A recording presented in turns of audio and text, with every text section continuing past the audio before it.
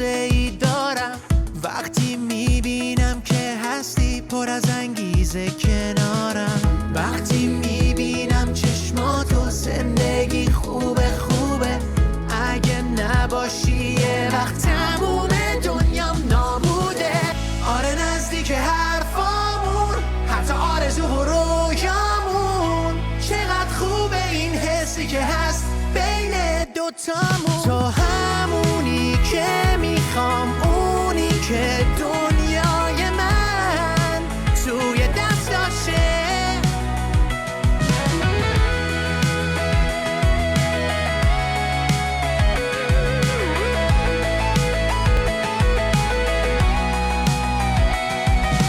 پارتنر امروز کاپل امروز اعلام میکنی یا میخوای سورپرایز اعلام کنی؟ اعلام میکنم یا سورپرایز میکنم؟ یعنی سورپرایز میکنی یا اعلام نمیکنی؟ این درسته.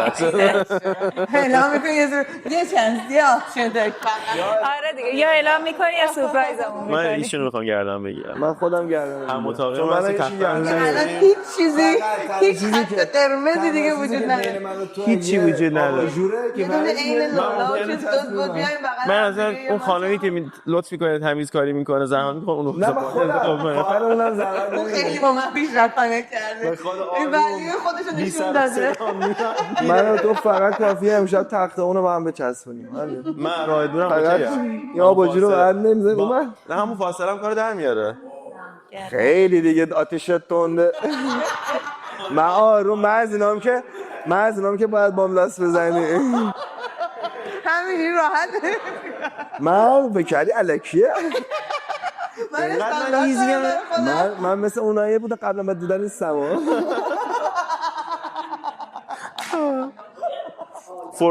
فورپلی زیاد لازم داری.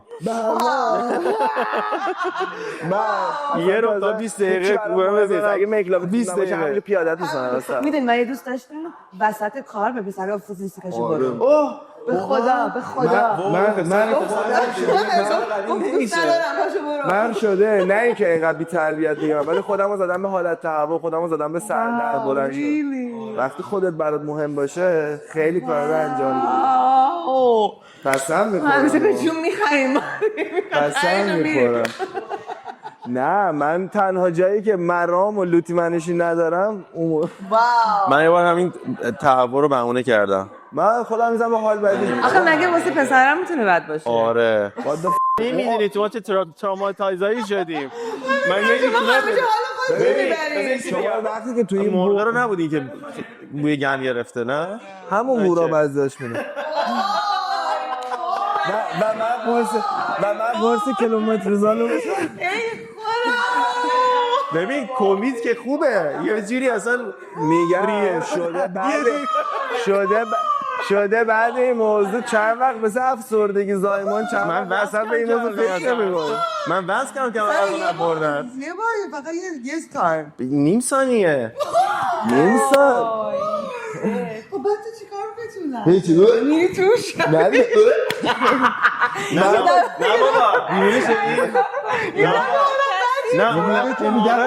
نه با دماغی میذاریم خوابه دور بندونی این بحث کثیف رو استاپ کنی. دماغی میذاریم خیلی بیش عینک شنا دماغی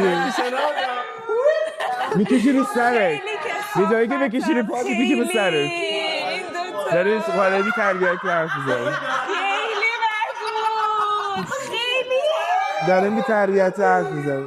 خیلی بد بود. خیلی اصلا نمیتونم برای راجع به این که اگه فیلینگ بعدی بگیری موقع کشتی تن به تن. چیکار میکنیم؟ فیدبک توجیه مثلا میگه حالمون بده نمیتونیم. آره مثلا من خودم به شخص من تهوع اولین چیزی که میگم چه تخت؟ آره دیگه. خب من گفتم چطور مگه پسرا میشه بد باشه. بعد اینا شروع کردن. ما گفتیم موقع سکس چی میشه که میگه خداحافظ شما؟ یعنی خوشت نمیاد؟ آره بای بگی. بعد میگه اصلا پسرم اگه بای میدم. آره پس چی؟ چرا؟ میگم دلیلش اینه. گفتم بعد جا این مرغ بود امروز بوی بد میداد.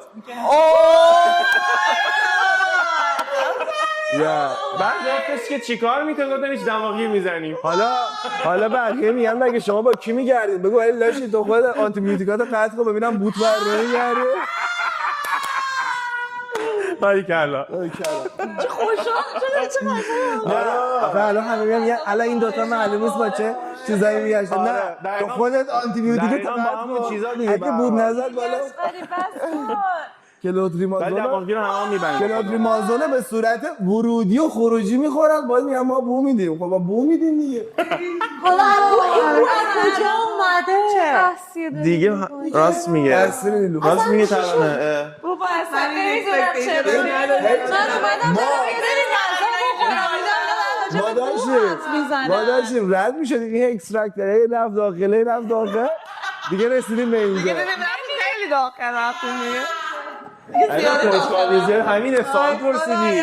پشت دستم نیلوفر سوال نپرس. شب میگه من خفه پیش این مخصوصه دیگه توی جمعی که کیارش نشسته آفورس بحث اونجا کشیده میشه. این شیطون درون داره. این من با سیاست شیطون میریزه بیرون. آها بعد آره سربسته داشت میگفت این یه من سرش وا کردم. اصلا نمیگم من سرش وا کردم بوش در اومد. با کیو میگردی؟ من همینو گفتم دیگه. گفتم بعد آنتی بیوتیکا رو باید مصرف کنم.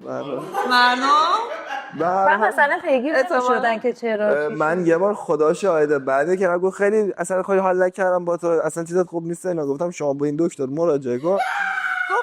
زن پسر عممه. خب دکتر جوون و خفنی هم هست. گفتم این فامیله غیرت نداد چی بلاک هم کرد یکم پسرم افتادیم من گفته بود ولی خب خواهد بگه چی من بو میادم پسر بعدش ما. آره بابا چی میخواد بابا شما بوی سولفات با آلومینیوم انگیز تو بوی چی میشه آخه؟ شما تا حالا آکواریوم داشتی؟ ولی توش بودم. خیلی بد گفتی. برات متاسفم. من بو واقعا من بو واقعا نخوردم. حالا شخاید از شیخی تا حالا به بو برخورد نکردم ولی به ژیلت برخورد کردم. ژیلت چیه؟ شیب با ژیلت خار من به صورتم تا حالا تیغ نزدم. تو چرا میری تیغ میزنی؟ حالا دیگه یعنی چی؟ حال شبیه ویلاد جوری هستش که من لیزر کردم. دختر نباید لیزر کنه. آره فقط بکنی. آره به نظر من میشه باید ضبط بکنی. شدی چربیایی که میمونه نمیشه بزن. چربیایی که مونده بسخواه میکشی قشنگ میبره این شوره. دیگه یه حرف دیگه بزنیم. باشه شب شام چی داریم؟ نایتمرهای من هم اومد رو. من قلبم حالا نه تصور میکنن چی این صحنه. اون فاز برام بسته بود. بله پسر بودنم سخته. پسر بودنم سخته. نه واقعا شما نمیدونی که ما چقدر سر این موضوع ترس داریم واقعا. تو نمیدونی ما از شما مچ پاچه چیزایی رو میفهمیم. آره بابا نه از همون رخ مچ پا معلومه کجاست. باری کرد. خب نه هم اکسپریانسه. بعد از سالها متوجه میشی بعد چیکار کنی. بعضی اوقات هم گمبل دیگه کارش نمیشه کرد. مجبوریم. سلام سیسیلو. نه ما داریم حرف خیلی اصلا خیلی اصلا آریانا برو. نه نمیخوای بمونی تو. سایت بند شد. نگو دیگه چی میگن دوباره میخوام آتش کنم. ولش کن. بعدا فیلمش میاد. فلای من رد من جلوی حرف بزن. یاد میگیره یکی دریده نیست تو ما. بذار که این دریده نباشه. تو خودت توییتی. تو ما بعد اینجا بچم درست سر یکی. نه بازاش ندیدی؟ بدنش خیلی کافه. خیلی چقدره با این سن و سال. واقعا خیلی چقدره. چیزشو بستم. خارج از دیده ورزشکاری تمام. دیده مربیگری بدن خیلی خوبی داره. خیلی. عقلش از بدنش هم بهتر. بدنت از عقل بهتره. واقعا یه دیگه خودم قبول کن. عقلم بهتره؟ من یکی که خودم هست. فکر کنم دوست نداشت. فکر کنم خوشش نیاد. خیلی خوبه. خیلی مثلا قشنگ. نه گفتش بدنت از عقلت بهتره. این گفت. من نظرم چیز دیگه. من گفتم عقلت از بدنت هم بهتره. ماشاءالله بدن خوبی داره. خیلی جالبه. یعنی عقل ریده. همشون نیست. سر کجا میدونی؟ معلومه. نه. تو چجا نگاه کنی معلومه خوشی.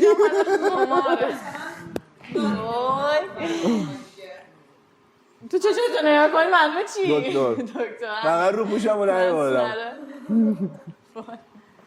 دکتری هم که امتحانامو پاس نشدم.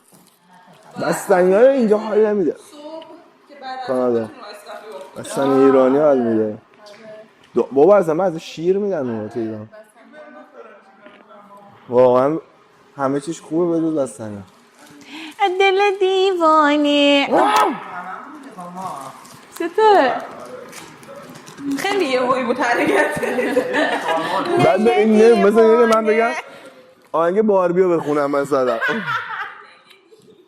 من بگم نه باربی بخونم چه کاری؟ I'm a Barbie girl. I'm a Barbie.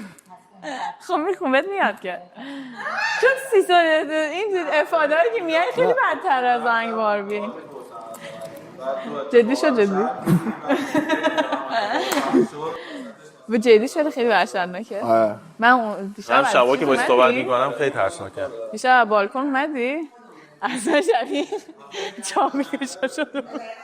گفتم همه دیدی یه جا اینا نازن چاقو نیستن. نازشون میکنی تو؟ اینا باید بوسیشون کرد. بعد بخیه میخورن. جا بوسه وا میشه.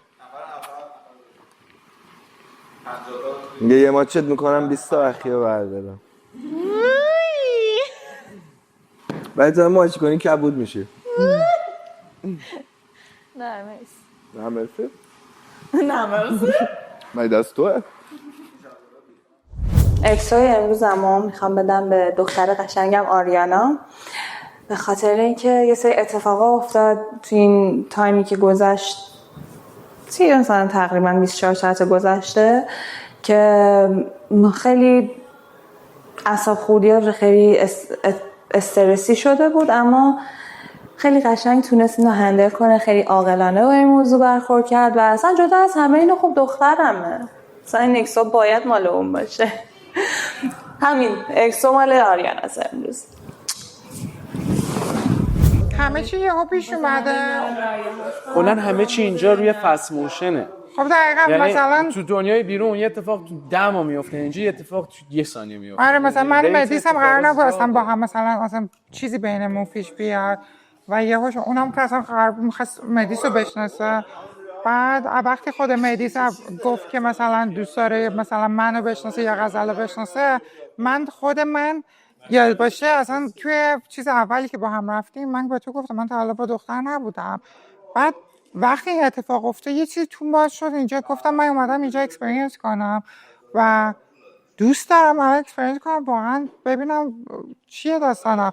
و وقتی هم با هم داریم حرف میزنیم اینقدر مثلا من با مدیس اینقدر کانکتم، حرف میزنم، حتی حرف زدنمون دست به هم میزنیم، حال میکنم. من وقتی نمیتونم دست بزنم به رامبود با این همه نایس کردم به هم، حتی نمیتونم یه اینطوری مثلا میدونی با احساس تاچ کنم، تاچش میکنم ولی نه من گفتم من واقعا سابجکت همین نیست. من اینا رو گفتی بهم، اینا رو میدونم. الان باز این هم نمیبینه، این یه چیز هم نمیبینه. مثلا اون چطور الان به خودش اجازه میده که مثلا 2 نفر رو میخواد بشناسه، اکسپلور کنه، ولی نه عزیزم اون میگه خودش همیشه حرفش اینه من عاشق ریس کارم، میخوام ریسینگ کنم، من به هر چی بخوام میرسم، فقط اینا رو میبینه. خب نه عزیزم اگه تو اونطوری منم همین، ما هم همینطور، ما هر چی بخوایم ما هم بهش میرسیم. الان ما اونو نخواستیم، ما میخوایم اینو برسیم. خب that's it. بفهمش چطور تو اگه بخوای یکی از ما رو انتخاب کنی، نه ما الان خواستیم همو انتخاب کنیم، میخوام اکسپلور. تو چرا چیز میشی؟ چطور تو اجازه داری مثلا اگه من نشم حتما اون آپشنت باشه، یکی رو بذاری تو نمک بخوابونه که الان این نشد اون باشه که من جام سیف باشه. تازه میگه کرو، من یه گیم کرو انداختم وسط. از اولش تازه اون موقع که من با مدیس هنوز هیچی نداشتم، خب اون موقع خب من بهش اصلا فکر نمی‌کردم که من بخوام همچین کار کنم. من به خود اون دارم میگم که مدیس اینقدر چیزا شبیه بهت، اینقدر من چون میدیدم از دور مثلا خوشو بهش میکنم اینا، گفتم چرا ویست تایم میکنی با من وقتی میگم نمیشه، چرا اینقدر انرژی میگفت دوست دارم انرژی بزنم واسه من تو یکی. خب گفتم نه بابا برین این همه چیزاتون فانه، با همه یه میخندیم، مدی چوکاتو دوست داره اینا تو فلان اینا، من دارم پوشش میکنم که بره. من چه گیم بعدی انداختم این وسط؟ من گیم بازی نکردم، من از اولش هم بهش دارم پوشش هم میکنم که بره مدیس بشه. دیگه دیر کرد عزیزم. آف کورس چیز خوبم رو زمین نمیمونه، خودم هم دوست دارم الان بشناسمش دیگه. هی لاست هیز چانس. الان نوبت منه. منم هرچی بخوام میرم دنبالش. الان منم دوست دارم برم دنبال مدیس هم خوشش میاد پیش من. حتی ایزیاده. نه من حرفم رو اون نبود اصلا. داریم حال میکنیم. ببین الان مثلا دست همون میگیریم من حال میکنم، کیس میکنیم حال میکنیم. دیشب کیس کردیم بهم حال داده، گیم بود. ولی وقتی میتونم یکی راحت اینقدر کیس کنم، من الان رامبو تو این گیم بود جلوم بود، من اینقدر کیس نمیتونستم بکنم. من حال کردم کیس کردم، فقط واسه بازی کیس نکردم. حس که داشتم حال کردم کیس کردم. سلام، من ایکسو امروزم رو میدم به ترانه واسه اینکه خیلی این دیروز و امروز با هم کانورسیشن های باحالی داشتیم، کلی با هم خندیدیم، گریه کردیم و دیروزم خب بچه ها مثلا قذرباش به مشکلی برخورده بود، خیلی خوب اونو باش مطرح کرد و موضوع رو حل و فصل کرد. دلیل ایکسو هم همینه و ایکسو امروز هم میدم به ترانه. متشکرم. سلام. دوباره اومدیم ایکسو بدیم و ایکسو امروز هم میرسه به شیدا، به خاطر اینکه من کلا معیار ایکسو دادنم دل آدم هست، چون که چیزی که دوست دارم همینی که هست و خیلی مهربون ترین، با اختلاف مهربون ترین آدم حتی بعد خودم شیداست و حتی اگه دوستت نداشته باشه باز حال نکنه به گوش میده و این خیلی خوبه. شیدا تموم شد. من اکسو امروزم رو به ترانه میدم. احساس میکنم خیلی مثلا همه صبح که من یکم حالم بد بود برای برنامه الیمینیشن و اینا که مثلا فکر کنم شاید من الیمینیت بشم، خیلی مثلا کمک کرد، حرف زد، قصه گفت، سعی کرد مثلا ذهنمو از اون قضیه ببره. بعدم الان بالا باش بودم، بازم با هم حرف زدیم برنامه همین سر همین برنامه مثلا اینی که دیده بشی مثلا چرا این مهمه و اینا. مثلا گفت من پیج اینستاگرام مثلا دارم، فکر کردم راجع به این چیزا میتونم باهات صحبت کنم، راجع بهش آیدیا بهت بدم و اینا. خب به نظرم خیلی خوب بود که همچین کاری کرد و میخوام اکسون بهش بدم. سلام. خب اکسو امروز من میخوام به شیدا بدم، به خاطر اینکه شیدا واقعا خیلی تاثیرگذاره توی بیلا. همش دنبال اینه که به بقیه کمک کنه، چیزی لازم باشه آشپزی کنه، کار تمیز کنه، همینجوره شنونده خوب، مثلا زیباست این دختر و امروز خیلی فیلینگ های خیلی خوبی ازش گرفتم. واقعا دوست داشتم که اکسو امروزم رو به اون بدم. ایشون اگه همین مدلی که هست به همین مدلی که من هستی غیر از این بود نمیشد، هرچی که هست کلا. چی میگه؟ دیگه این مدلی که با هم هستیم و دوست دارم. باحاله. راحت سریع جمعش کرد داستانا. نه دقیقاً جمله رو باید میگفت و گفت. خیلی سخت میگیره، استرس میگیره، میخواد حرف بزنه با دختر. آره خیلی استرس میگیره. خیلی استرس. اینا ندید اینا بد میشه. اصلا اینا نمیدونم. من روزی اومدم مثلا کشیدنم دوبار از پشت میز منو کشیدن بیرون، آب پشت صورتم. میزنن تو صورتش میگه خودت بیا. چیزی نیست بابا، دختره چیه؟ نه به نظرم شما همین الان اعلام کنید کاپلی تماشا بره. ایشون بعد اعلام کنه من اعلام کن دیگه. همین الان اعلام کن. ببین درد نداره، به خدا درد نداره. ما انقدر خر بودیم و نه واقعا باید فکر گوش کنی دیگه. نباید سر اینکه حالا من این میشم این آدم، من به نظرم معارضه غلط انجام نداد که مثلا اعلام نکرد، می‌خواست مطمئن شه. رکای به اون ندارم، من چون خود با خودش صحبت کردم میگم. اوکی. اعلام همه صحبت‌ها باید من اعلام بکنم. به نظرم واقعا به نظر من نمیدونم. آخه میدونی من میگم کاپل اعلام کردن معنیش نیست که تو 100% تا آخر عمر میخوای به ازدواج کنی بمونی. نه بابا راست میگه، این گوش کن حرفش اینجوریه. من اصلا ازدواج نمیخوام بکنم کلا. از اون ور فردا بیشتر آشاشش شاری. این خواستگاری نمی‌کنی ازم؟ هیچ کاری نمی‌خوای بکنی؟ از خودش گرفته به نظر. دنیا با خالصانه دیگه هیچ کار می‌کنی با زندگی کلی؟ زندگی می‌تونی با زندگی چیکار می‌کنی؟ نه با قلب نه این شکلی نیست که مثلا اینا مثلا 3 روز 4 روز صحبت می‌کنن. آره نه سر این برو جلو بگو من 3 روز 4 روز یعنی قلبت اگه اینه که 3 روز 4 روز داری صحبت می‌کنی روزنامه سینگل نیستن یعنی فکر سینگل بمونی حذفی نه من اصلا چیز ندارم فقط سینگل بودن حذفت نمیکنن نه اصلا این نیست نه من نیست چیه ولی میگم اینی که اعلام کنی چیز خاصی نیست. بابا من اگه کاپ اعلام کنم زندگیم تموم میشه دیگه هیچی ندارم میگه تازه زندگی تو موقع شروع میشه یکی رو بری دیپتر بشناسی بعد ولی اوپنینگ که اکسپلور کنیم بعد وقتی به هم میگین اکسکلوسیوین اون موقع است که میشه یعنی با همه وقتی کاپل اپ میکنین یعنی که میخواین الان تایم بیشتری به هم بدین هم بشناسین. آره من فکر میکنم اون موقعی که ماها کاپل اعلام کردیم مثلا انقدر سیریس نبود. خب اصلا وقتی شما مثلا همونه دیگه مثلا ماها فورسی بود که خیلی چیز بود که فعلا ولی شد دیگه. آره مثلا این نبود که حالا من بعد اینو بشناسم من حالا بعد بفهمم که چیه مثلا بعدم مثلا ببینید درست همه که شما میگین درسته من با ایشون صحبت کردم نه منم میگم نه هر چی شما خودتون نه این من میدونم این میگی اکسپلور این کارو بکنیم مثلا نیست تو کانستیتوشنش نیست این قضیه یعنی یه دونه قلامیز داره گردنم میگه کوچ ببین اینو آها پس قصه ها اینطوریه نگی بیانو شروین میبینه من شروین منو شروین پشت دست هم بازی میکنیم ببین شروین یه دوست خلاقیت دوستا چیم؟ خلاقیت چیه؟ دوستش عالیه خیالی خلاقیتی تفکر درست میگم؟ ایشون هم تایید کرد نه درست نمیگی آره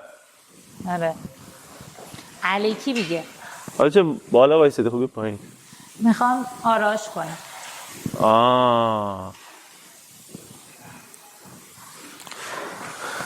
من سه دارکی خیلی هم که شما همونی پایین نمیدونید تقریبا سه دارکی نه میگم من سه دارکی از این خانم میدونم شما نمیدونید از من چیزی دارکی میدونی؟ آره بابا دارکی دیگه چه دارکی میدونی از من؟ زندگیمون ممکنه تباه کنی نه بابا آزادی زندگی ازم میگیری آزادی مگه فقط به اینه که تو بری با همه دختره لاس بزنی نه اتفاقا اون نه بقیه چیزا رو میگن نگران اون نیست چیکار دارن مثلا مثال بزن مثال ببینم چی چون من خودم نمیفهمم راجع چیزی هر جا بری باید عکس بفرستی من گفتم اینا رو من گفتم کامل برعکس اینا من میگم بچه‌ها بگو هر جا بری باید عکس بفرستی اسکرین شات باید بدی چرا این به اونه چرا اون به اون شد رو کلمات الکی حساسه چرا مثلا این کلمه رو گفتی چرا اونو گفتی نه اصلا من تو عمرم گوشی دوست نه اونو میتونم ترانه ببینم نه اصلا اینجوری نه کلمه رو منم حس کردم چرا اینو چپ رفتی چرا اون گفت جواب کوتاه دادی شورت آنسر دادی اینو لانگ آنسر دادی نه اونجوری نه ولی روی یه سری کلمات حساس هستن مثلا به دختر بگم عشقم مثلا نصابی میشه خب نه نه من قیافتو نگاه کن نه یعنی چی عشق صورتم میبره یه سری کلمات به دام بگه عشقم من نمیفهمم ببین نگاه وقتی که خدا اصلا چیزه یعنی جدیتی نداره نه ولی وقتی که یه کلمه رو که چشمای سبزه نمیتونه جدی حرف بزنه نگاه میکنی اینجوری میگم بگو جارم بگو ابیوز نیست میسیوزه ابیوز چیزی اوکی وقتی که تو به هر دختری وقتی که تو به هر دختری بخوای بگی عشقم خب وقتی میره به من میگه اونجوری که خب این تیکه کلامشه دیگه چه ارزشی داره اون فرق بین سگ و گربه آفرین چه فرقی میکنه تو داری به همه میگی عشقم منم داری میگی عشقم من گربه دوست دارم ولی من به هر کسی اینجوری نمیزنم به تو میزنم آفرین شاید لوب لنگویجش کتکه جفتک اندازیه سلام امروز میخوام ایکسامو بدم به نیلوفر صبح رفتیم دویدیم خیلی خوش گذشت صحبت کردیم باز با هم لحظات خوبی بود امروز بچه‌ها گفتن امروز زودتر رأیتون رو بدید رأیمو میدم به نیلوفر شما خیلی خدا تکر فراموش کردم. آب مناسب. این خیس شد من نشستم. یا خدا. سلام تیم. XO رو میدم به ترانه. آشپزش خیلی خوبه، غذا خوب درست میکنه، زحمت میکشه، میسابه، میشوره، میبره، میاره. آره میدم به ایشون. و اینکه من اون دوستمون که ممکنه درست متوجه نشه میگم که ترانه. خیلی متشکرم. ترانه. مرسی. تو نشستی صدا داد، من نشستم صدا نداد. دوربینا رومون نیستن ها؟ چرا دوربین داره اینجا؟ چرخید. نبود مثل گفتی یادش افتاد که برگردم چه خبر. چشم گوشه بعضی چیز شد. بعضی از عوامل بالا رتبه، بالا رده. نه خب ببین یه سیبت بگم بگو راجع به خودت و بحثی که من میگن کاپ اعلام بکن و این داستانا که منم توی چیز گفتم، تو برنامه گفتم که فینال نمیدونم کی بود توضیح داد، گفتش که من گفتم که بعد اگه من اعلام بکنم فکر میکنن که به خاطر فیناله و اینکه بعدن اگر حالا 1 ساعت بعدش 2 روز بعدش 6 ساعت بعدش رد بش به هم بخوره میگن دیدی گفتیم اینجور بود، دیدی گفتیم. ممکنه نه اینکه واقعا اینجوره. و اینکه یه مورد دیگه که هست اینه که من با تو اوکی ام، ما هم صحبت میکنیم، میگیم، میخندیم، مسخرت میکنم، هیچی نمیگی، کار درستی انجام میدی، فیدبک زیاد نمیدی، به اندازه میدی. بعد این که ما اینجوریم که حالا مبلم نشسته بودیم گفتم من خیلی با اوکی ام، خیلی زیاد. با چی؟ ما هم این حالتی که کلا ارتباطی که با هم داریم اسمی نداره و اینکه این دینامیک اینجوریه. دینامیکی رو تا الان من 4 بار استفاده کردم و میگن تازه یاد گرفته کردم برام. بعد من نمیخوام تو اینجوری فکر کنی که چون من با بچه خوب صحبت میکنم دیگه، دیدی با غذا صحبت میکنم، گهگاهی با تو صحبت میکنم، شیدا رو کم و بیش صحبت میکنم. کسی دیگه نیستن؟ ما هم صحبت کردیم. دختر دیگه نداریم؟ داریم با اینا صحبت کردیم. نه دختر سینگل نداریم. ندیسو داریم در حال حاضر. اون که اصلا کسی با هم نمیخوره. نه اونا که کاپل اصلا نمیشه. با لولا صحبت کردم. لولا بود تو باز زمانی مدیس که فکر نمی‌کنم زمانی برسه که اصلا با ما کشه. احساس می‌کنم کلا هیچ جوری به هم نمیخوره. نه نمیخوره. آره. واقعا. خیلی جدیه آخه. آره من جدی ام به جاش، ولی احساس کنم اخلاقی خیلی ممکنه به هم نخوریم، یعنی چیزایی که میخواد و این داستانا. بعد نمیخوام اینجوری فکر کنی چون بیشتر از بقیه با تو صحبت میکنم عادتا، شوخیام با تو بیشتره، مسخره بازی با تو بیشتره، حالا با غزلم تقریبا. نمیخوام اینجوری فکر کنی که شاید فکر نکنی که مثلا من تو رو گذاشتم هستی. بعد اینجوری فکر میکنم. حقم داری که چیکارش کنم. آره بحث آب نمک و آب سرکه و نه یه ذره حالت آب نمکی داره این داستان، ولی بازم اینه که کانسپت برنامه همینه. کانسپت برنامه همینه کاملا درست. من خیلی شلوول نشستم در تصویر خوب نیست. آره حالت آب نمکی من قصد واقعا اینو ندارم، چون به همتون گفتم، به خودت هم گفتم من حرف میزنم، ابلیگیشنی ندارم و تر برنامه همینه. چی شده؟ چیزاست؟ آره برای نباید فکر کنین که من آب نمک گذاشتم، چون با غزلم صحبت میکنم، غزلم فکر میکنه که من مثلا تو ذهن خودش اینه که داری این حسو میدی به هر دختره که داری باهاش حرف میزنی، واسه همینه که میگن کاپل اعلام کن اگه مثلا با این نفر کانکشن داری. خب حس نکنید دیگه اینجوری. ما چیکار کنم؟ هر کی مسئول احساسات خودشه. نمیتونی بیای من بگی اینجوری حس کن یا نکن، یعنی هر چقدرم بیاد بشین توضیح بدی که وای نه من اینجوری نیست، من این حسو دارم. بعد یه ذرم آره خیلی حال نمی‌کنم با این حسه، یعنی من تا حالا کسی رو نداشتم که بخواد منو بذاره تو آب نمک یا وایسا ببینم چی میشه. حالا نه خب اینجا از قانون بازیش همینه. خب آره ولی خب دیگه الان مدتش طولانی شده، باید اینم در نظر بگیر که تایم طولانی هم قرار نیست اینجا باشیم. شاید من فردت نبودم، شاید من نباشم. اصلا کجا میدونی؟ کی میدونه که قراره چی بله. بشه. ولی کلا سیستم من، یعنی خودم هم دوست ندارم پشت کنم، ولی اینجا داستانش فرق میکنه. من خودم هم دوست دارم تایم بذارم، قشنگ طرفو بشناسم. میگم من کلا سیستم اینجوری با یه نفر اگه دارم، حتی توی دیتینگ اپ هم اگه دارم با یه نفر حرف میزنم روی دیتینگ اپ، دیگه جواب بقیه رو نمیدم. وای میسم اونو اول چیز میکنم، ورق میزنم، بعد اگه اوکی نبود میرم سراغ بعدی مثلا. که اصلا یادم میره دیتینگ اپ. خب ولی این حسو به من میدی و من خیلی باش اوکی نیستم با این داستان. اونم به خاطر تایمینگ برنامه است که اوکی نیستم. وگرنه اگه خارج از اینجا بود حتی شاید ماها میگذشت که مثلا حرف بزنیم بریم بیایم ببینیم چه جوری پیش میره همه چی، ولی تایمینگ برنامه جوریه که تایم به اندازه کافی نداریم.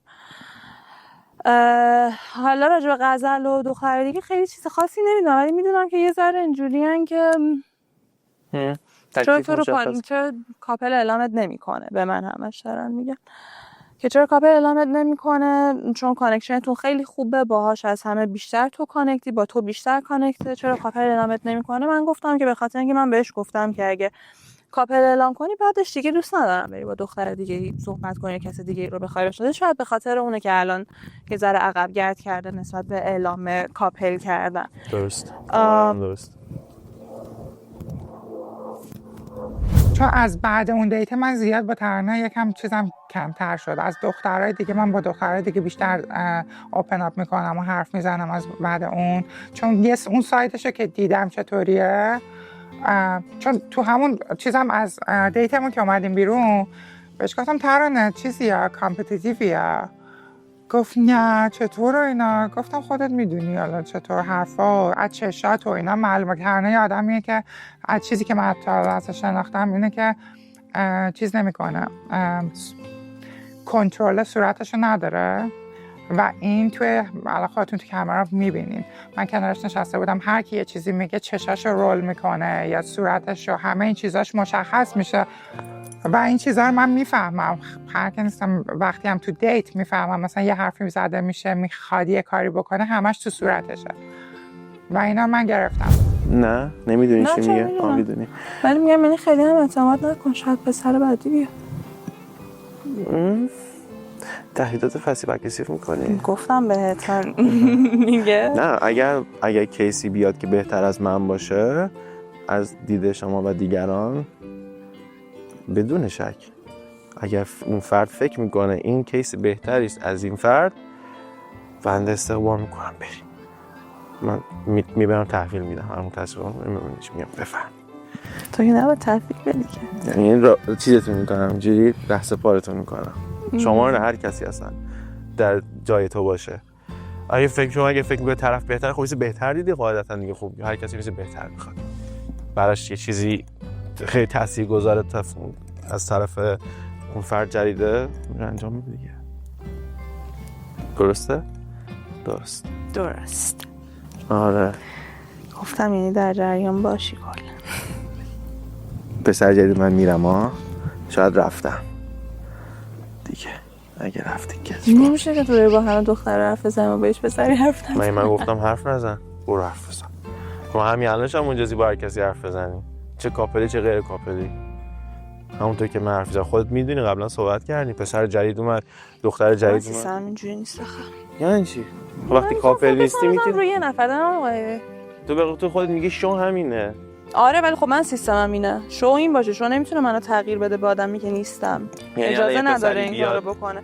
اوکی، یعنی یه پسری بیاد بهتر باشه نمیخوای بری صحبت کنی؟ نه فعلا ترجیح میدم فوکسم بذارم فعلا ترجیح میدم. تهدید بود. اوکی شما میگی زمانم نداری. خب زمانم نداری. بعد اون زمان رو بس الان بذاری روی من، بدونی که شناخت از نفر انوم داشته باشی. خب بعد بفهمی من به درتون نمیخورم، بعد از اون برم دیگه زمان نداری با اون فرد حرف بزنی. واقعا ترجیح میدم که با یه نفر بخوام حرف بزنم تا با 10 نفر بخوام حرف بزنم. 10 نفر که حالا مثال دیگه مثلا میگم. درسته. جلوش فکر نکنم کم می‌آوردم، ولی من چون از خود محمد رضا یه اخلاقایی دیدم که خوشم نیامد، واسم ترن آف بود، مثل رد فلگ بهم داد تو همون دیت. خب سر دیت رفتنمون این دو نفر انتخاب کرده که باشون بره دیت. به نظر من یه آدم جنتلمن وقتی 2 نفر انتخاب میکنه ببره دیت، باید به جفتشون به اندازه کافی تایم بده، حواسش به جفتشون باشه. وقتی رفتیم دیت کمک کرد، مثلا اولین چیز مثلا کمک کرد ترانه از بوت بره بالا، منم های هیلز پام بود، برنگشت من اصلا ببینه مثلا من میخوام برم بالا یا نه.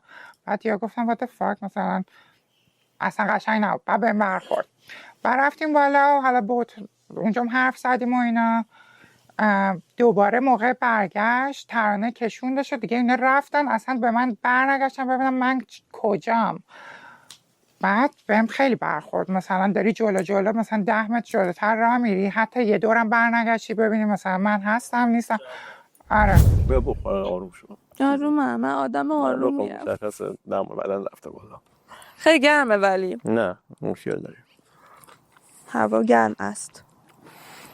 چه سری دارم میخورم. آره دیگه خلاصه مخصص کلام این بود. گفته ها و نگفتنی ها رو گفتم. چون من اینم در نظر بگیر من تو خطرم الان. اکسوامو پخش میکنم وسط زیفت میکنم. تو یه نفر که نمیتونی منو سیف بدی که. نمیتونم؟ وای که حسبت کنم و کی سر و سر کی بذارم این وسط؟ پس همین میگم سر به سر پذیریت خوبه. پس همین بس میگم حواست جمع کن.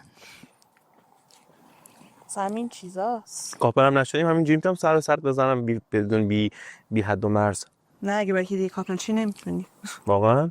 نه. خب کاپل نشم اینجوری نمیتونم دیگه.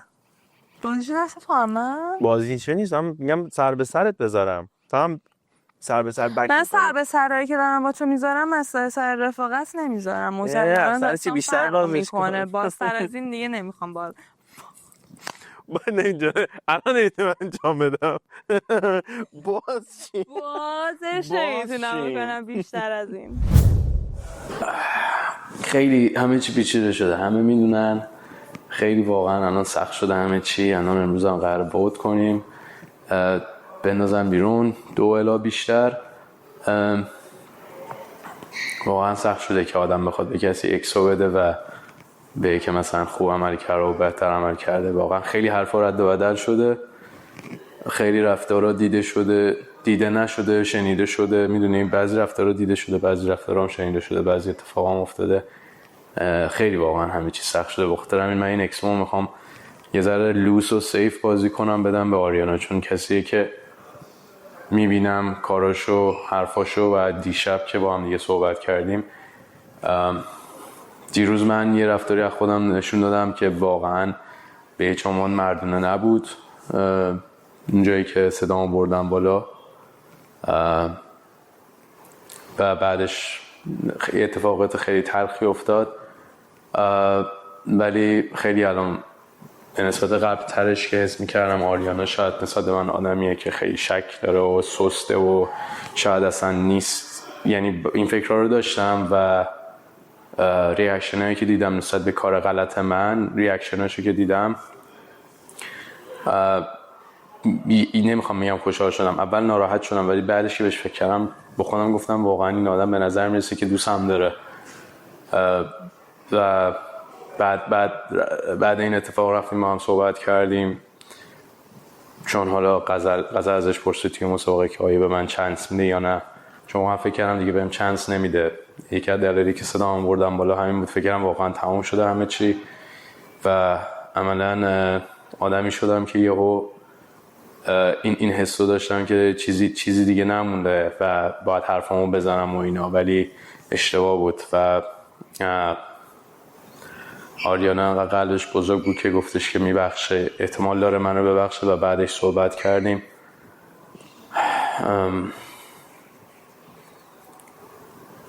خیلی آدم‌ها وقتی واقعا این اتفاق میفته یا همه چی تمام میشه و خراب میشه یا کلاً دیدگاه ها عوض میشه.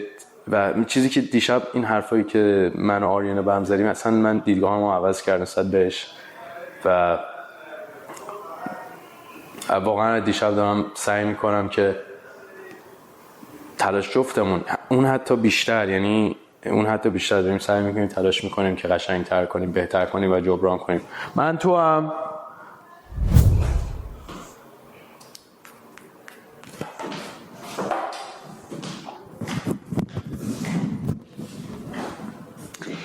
خب من اکسو امروز هم میخوام بوتمو بدم به شیدا و واقعا دیگه فکر کنم تا الان بوت به شیدا ندم، همیشه هم میخواستم ولی اینقدر دیگه لیستای خوبا زیاده هدام به ترتیب نمیخوام هم هی تکراری به یه نفر پشت سرم بدم، ولی دیگه شیدا دیگه گله دیگه همه دیگه میدونن مثل مامانمونه اینجا.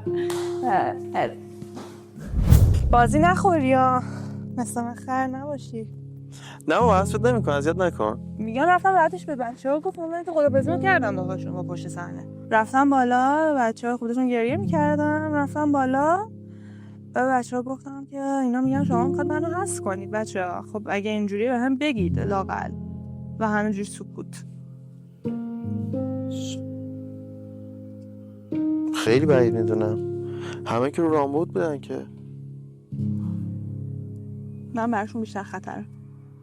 من برام راهشون باز میشه. راه چی باز میشه؟ بابا مگه من چی هم آخه مثلا؟ دیگه با من دخترم میفهم. آقا اذیت نکن. نه جدی رفتی پشت صحنه صحبت کردی گفتن حذف؟ بازی نخوری. بازی نخوری، من بازی خوردم. بعدم بازی خوردم. البته که سرم بالاست برم اینجا بیرون ولی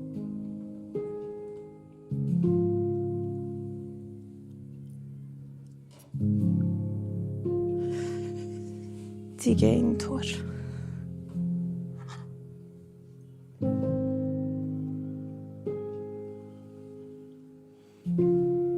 دوربین رومون نیست ولی ها شما که اصلا دارن کار دیگه میکنن، به دوربین الان کاری ندارن، همه گیره حاضر شدنشون. من حرفامو زدم دوربینم نباشه الان، اونم اونجا دوربینمون هست.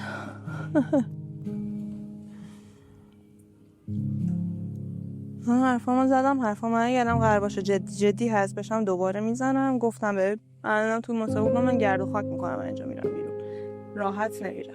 چیکار میخوای بکنی؟ چی بعد برنامه؟ اگه حس کنن دخترها گرد و خاک میکنم و میرم، یه جوری میندازمشون تو جونه هم که نفهمن. من اگه میخواستم بازی کنم یه جوری بازیشون میدونستم نفهمن دارن بازی میخورن، مثل من نمیفهمین تیز بازی نمیتونستن درارن. گفتم بهشون، گفتم امیدوارم قضاوتم اشتباه باشه، من این فیلمو گرفته بودم، به خودم گفتم من این حسو ازشون گرفتم که اینا میخوان منو حس کنن. مثلا گفتم به اونا، گفتم من حسو گرفته بودن، شاید اشتباه باشه، هنوزم میگم شاید اشتباه باشه، benefits of the doubt که شاید اشتباه باشه، شاید همچین چیزی نباشه. سلام. بالاخره به مرحله دوم حذفی رسیدیم. همونطور که دیدین بچه‌ها استرس زیادی رو دارن تحمل میکنن و ما سعی کردیم با پخش کردن موسیقی فضا رو براشون یه ذره آسان‌تر کنیم.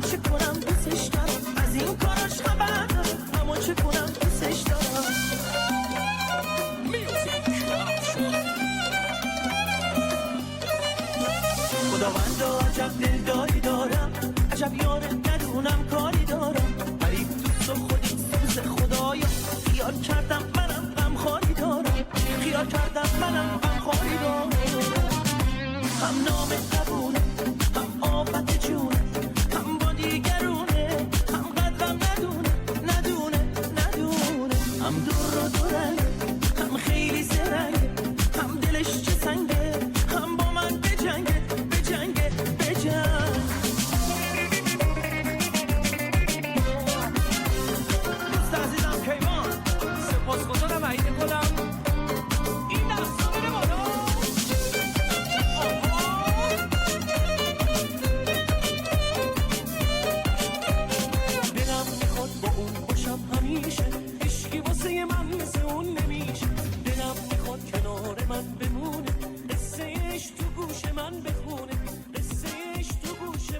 ببین آخه پشت به من خیلی حرفا زدن گفتم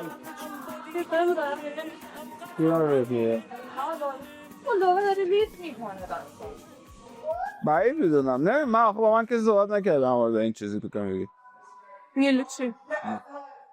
صحبت من اصلا نپرسیدم از دیگه ببرید به خدا اصلا من نه بس اعتماد به هیچ کی نکن اینجا نمیدونم چیه داستان چون از موقعی که اینا شروع شده دارن حرف میدونن داخل من که به 2-3 تا چیز از بچه‌ها به من گفتن مثلا اینو گفتن گفتم خوشتا نداره بعد گفت مثلا تعداد میگن این تعداد آدم اینا رو هم گفته من اوکی خب این نظرشون رو گفتن برای من اینجوری بود ولی فهمیدم که حرفی که اونا زدن و من بیام الان به نفر بعدی مثلا به نیلوفر بیام بزنم اون حرفه میمونه حرفی که چیزا نیست که بگم کیه زده فلان میگم مثلا اگه یه چیزی من بگم من دارم بگم دیدی بچه‌ها گفتن اینجوری نمیگم که کی گفته ولی حرفه میاد تو برنامه من برای همین کلا هیچ چیزی نگفتم الان دوباره این حرفی که تو من زدی تو برنامه که دولا داره لید میکنه فهمیدی چی شد نمیدونم آخه به من نگفت چرا مثلا به من میگفت اینجوریه ولی من گفتم کسی نمیگه پسرا حرف بزنه دختر بزنه ولی میدونم نیلوفر به من گفتم شیدا اگه مجردا باشه شاید از همه کمتر شیدا رو انتخاب میکنن ولی اگه 2 تا دختر باشه دیگه یعنی بچه‌ها داخل 2 تا دختر هستن یعنی من اولین چیزی که حس می‌کنم رامبد دومین نفر احتمالاً شیدا باشه سومین نفر بین تو و قدر من این ترتیبی که الان تو ذهنمه دیگه حالا اگه 2 تا پسر قرار باشه پسرم چیزو رامبد که اصلا رامبد هر جور هر شکلی باشه دخترم میگن رامبد رو میزنه چه؟ فرقی نداره رامبد بره دیگه خسته شدی ولی پوریا رو میذارم باشه معارضا هم اوکی هم باشه اگه 2 تا پسر ممکنه دومین کیارش باشه ولی اونم دوست ندارم بره چون 2 روز اومده آره دلم نمیخواد کیارش هم بره پوریا هم تو رابطه هست اصلا نیست من که برو ببند بگه کافی شامپل هم آره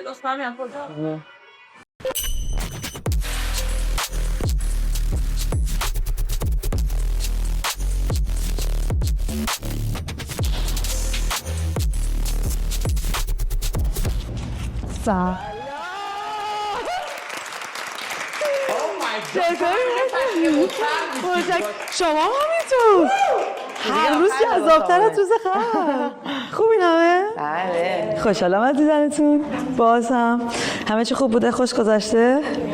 خدا رو شکر لورا دفعه اول دارم ما تو بسته میبینم خیلی بهت نیازه همه تو خوبین؟ خب بچه ها دیروز من نه خب دیروز قوقا کردین اینجا یه اتفاقاتی افتاده که میخوام از آریانا خواهش کنم که شروع کنه و به من بگه که دیروز چه اتفاقاتی افتاد پس از اون دیت آتشین با محمد رضا. من فکر کنم هر بار صدام رو تکرار میکنم واسه همین خیلی دیگه میتونم قشنگ روون براتون مثل کتاب بخونم. دیروز ما یه بحث با چیز داشتیم با پوریا داشتیم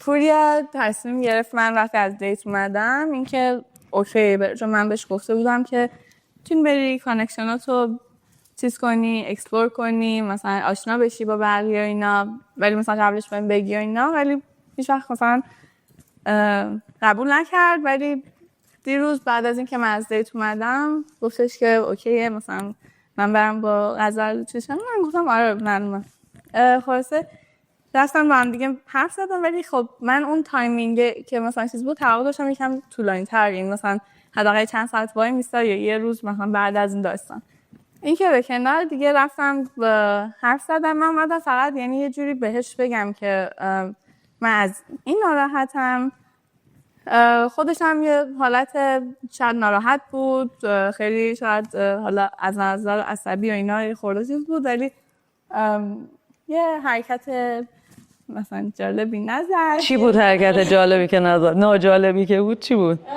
داد زد؟ ما بیرون بودیم داشتم قبلش میگفتم که من توقع داشتم یه خورده اون تایمینگ رو رعایت کنی، ولی گفتش که تایمینگ تو غلط بود که اومدی هی به من از اون اول میگفتی همچین چیزایی و یه خورده من احساس کردم که گارد داره. بعد من اونجا رو ترک کردم، نخواستم بیشتر از این ادامهش بدم و اینجا من مثل اینکه جواب سلام ایشون نشده بودم. مثل اینکه این نشده بودی یا ندادی؟ صادقانه سلام نبی، گفت چطوری؟ من خیلی زیر آره من گفتم مثلا یه دار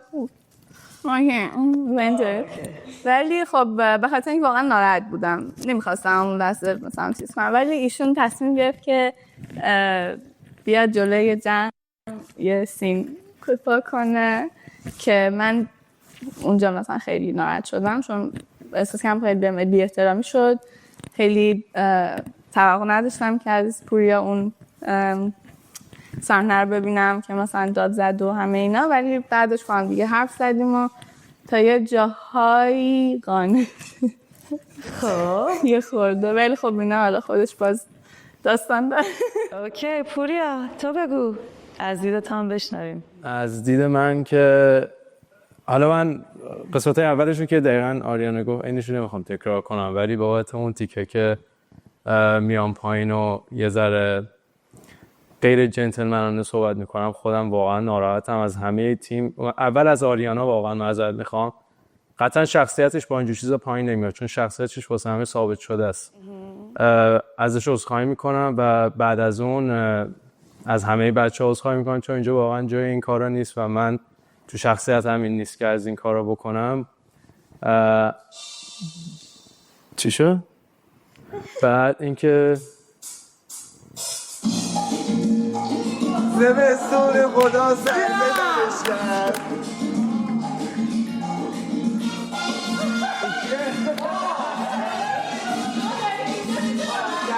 زمستون خدا سر بدنش کرد.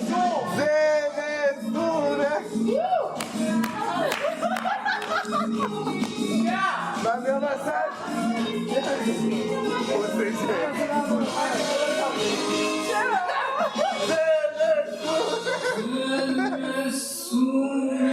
خدا سرزنده برشیا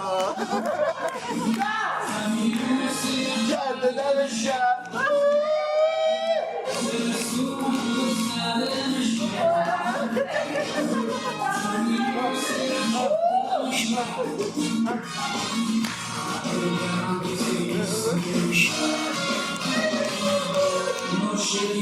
میگردونمش کرد.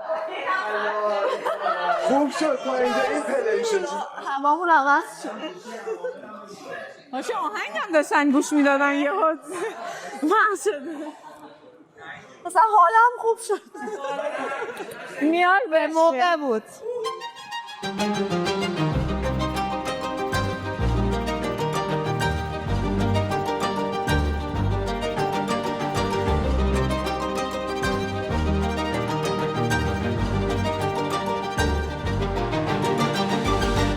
آره خلاصه اومدم پایین از پلا و یه رفتار ناشایست و غیر جنتلمن خودم نشون دادم که خودم واقعا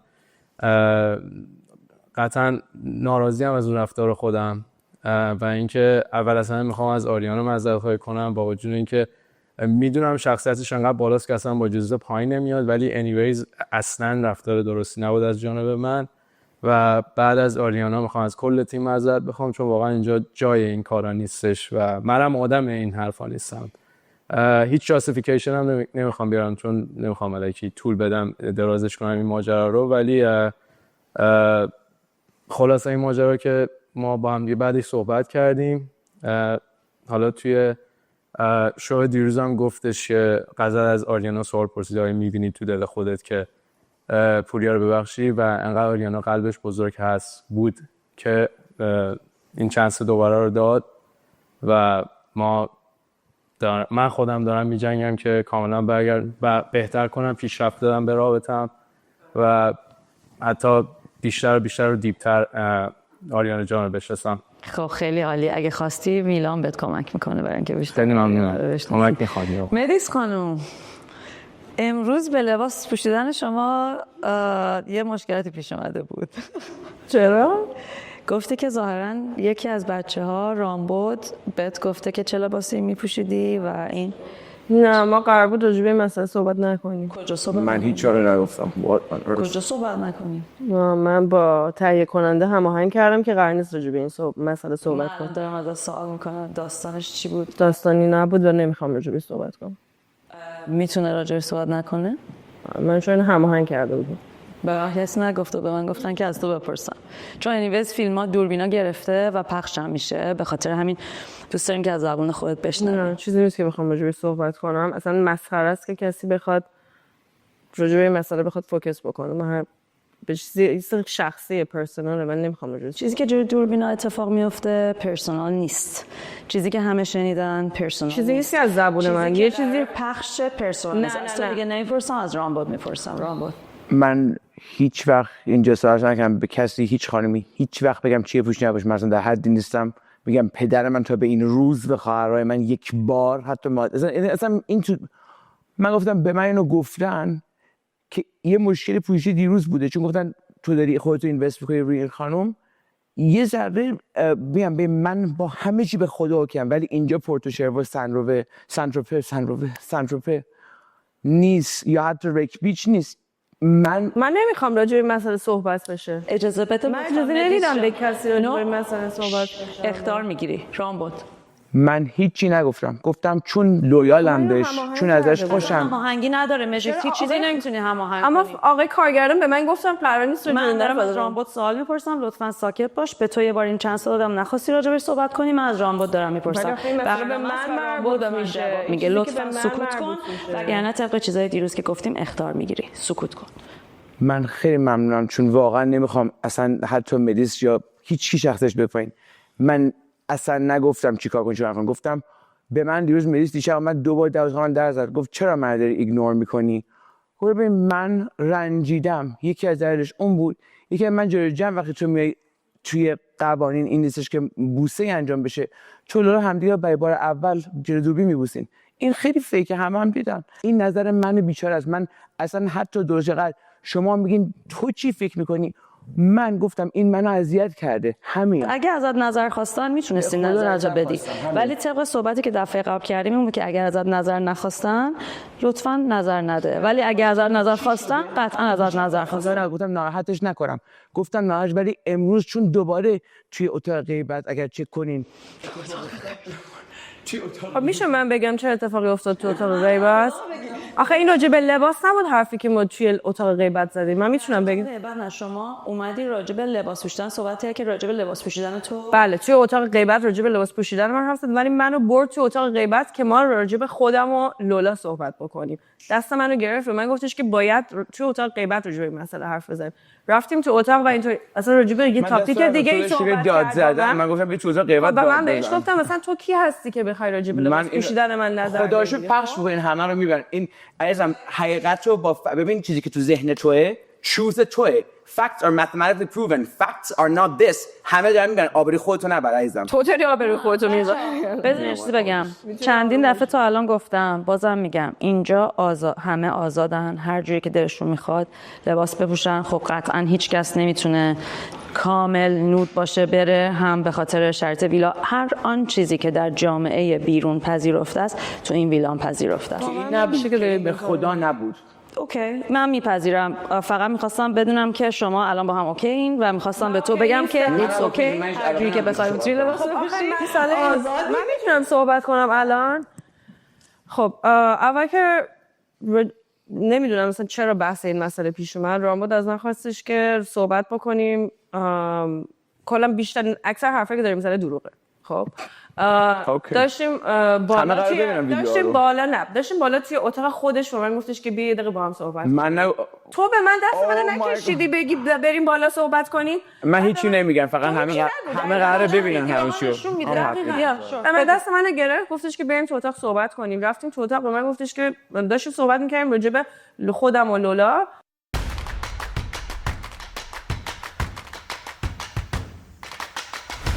من یه خواهشی از همه دارم آقا، راجع به پوشش من، راجع به بدن من حرف نزنید. به کسی ربطی نداره. نزنید. مال هیچ کس به هیچ کس الان اون زمان شاهی میپوشه کسی بهش حرفی میزنه. نه اصلا کلی نباید حرف. میخوام بریم سراغ حذفیا بچه‌ها.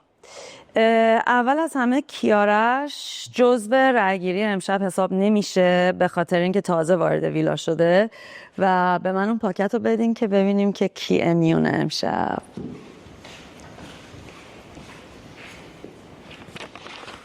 اوه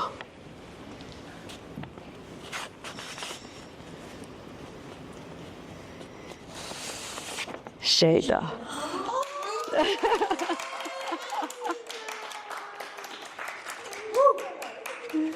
شیدا جان امشب امیونی، بچه ها خیلی رای بهت دادن و شما جزو حذفی ها قرار نمیگیری. بفرمایین. خب حالا بریم ببینیم کیا سینگلن کیا تو ریلیشنشیپن. از دخترها میخوام این دفعه شروع کنم. نیلوفر تو دوباره جلوی چشم. خب من تو کاپلم دیگه با احمد. بله. خب شما هم اینو قبول داری؟ بله. غزل تو؟ سینگل هستی. خانم لولا شما توی ریلیشنشیپ هستی یا سینگلی؟ دوست دارم با مدیس توی ریلیشنشیپ. چقدر قشنگ. منم دوست دارم. تو چی؟ آره ما اعلام کردیم شما پس توی ریلیشنشیپین. خیلی قشنگ شد. ترانه منم شما هم سینگلی. آریانا ما هم تو ریلیشنشیپ. پندیش با پوریا. با پوریا تو ریلیشنشیپ. خب شیدا من با کیارش یکم حرف زدم. خب بعدمون نمیاد که بیشتر همدیگر بشناسیم چون خیلی تایم کمی هستش که اینجاه. من دوست دارم که بتونه بره اکسپلور کنه، با بقیه هم صحبت بکنه، ولی دوست دارم باهاش تایم بگذارنم بیشتر بشناسمش. پس یعنی شما دوتا هم تو ریلیشنشیپین. داریم میریم جلو. حالا امید به خدا. الان خودتون رو کاپل اعلام میکنین یا نمیکنین؟ کاپل اعلام نمیکنین. رام بود تو ریلیشنشیپی؟ نه. محمد رضا تو؟ نه. خب بچه ها میخوایم بریم سراغ رای گیری. امشب دیگه شده یکی از دختران زیبا از ما جدا میشن. حالا فرقی نمیکنه که سینگل باشن یا این ریلیشنشیپ باشن. از ترانه سوال میپرسم اول رأیت کیه برای خروج از ویلا؟ خودم میتونم رای بدم. اول تو. به خودم میتونم رای بدم. نه بابا نیلوفر رو غزل شما نمیدم. به خودم نمیتونی به خودت بدی. نه خود نمیتونی بدی. باشه یکیمون باید بره. نه اصلا این از اون حل مسئله هم به خودت نمیدی. نه ما بوشیم قضیه میخوایم. منو واسه قسم میکنی؟ نه خدا.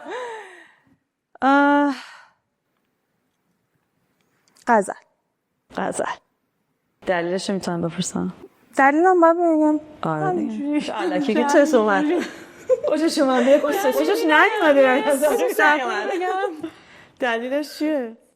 دلیلم رأی داره. این الان رأی دارید میشموریدش و فقط دارید دیگه همینطور حال هوا که میگم حذفیه دیگه رأی داری میدی. اصلا همین جوریه به خدا. غزل. دلیلش هم همین جوریه. آخه من اصلا نمیتونم به هیچ کدوم از این دخترها رأی بدم. واقعا هیچ دلیلی ندارم که هیچ کدومشون رو بخوام حذف کنم. میپذیرم. لولا رأیت برای خروج از ویلا کیه؟ من دیگه از این گفتم نیلوفر زار استراحت ریلکس کنم تا برم سراغش. واقعا خیلی سخته که به دخترها این خونه رای بدم چون که با همشون خیلی باند گرفتم با تک تکشون. خیلی سخت. چیز بعدی از هیچ کدوم ندیدم. برای همین باید از ته شروع کنم که حداقل یه ذره یه چیزی دیده باشم وگرنه خیلی واقعا هیچ چیز بعدی اصلا از هیچ کدوم ندارم. فقط هنوز چیزی که بود مثلا یه ذره یه سری چیزها ترانه دیدم. واقعا ببین I love you. چیز دیگه از کسی ندارم که بگم. برای همین یه ذره چیزم که ترانه است. میتونم بگم ترانه. رأی تو ترانه است. محمد رضا رأی تو برای خروج از ویلا کیه؟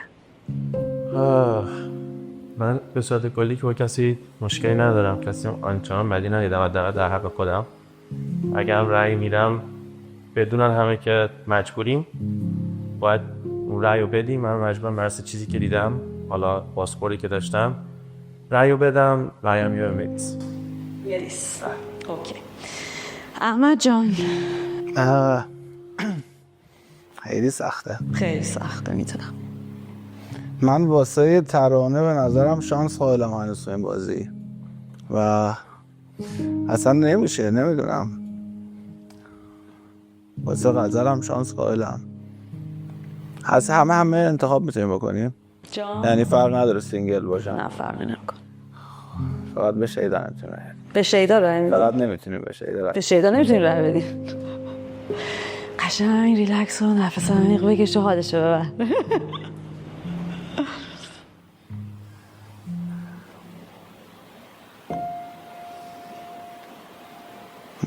منم به مدیس رای. تو هم به مدیس رای میدی. نیلوفر.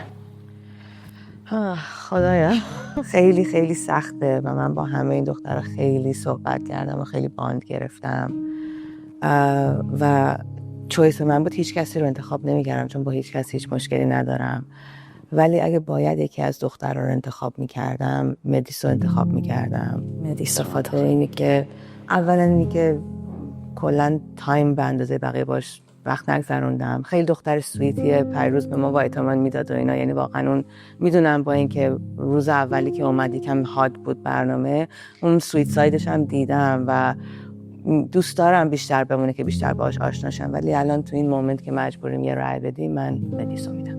متشکرم. آریانا. تو خدا بالاخره نیاز شطوری که در خونه همه میخوابه. میتونی تلاش کن، میتونی، شک نکن.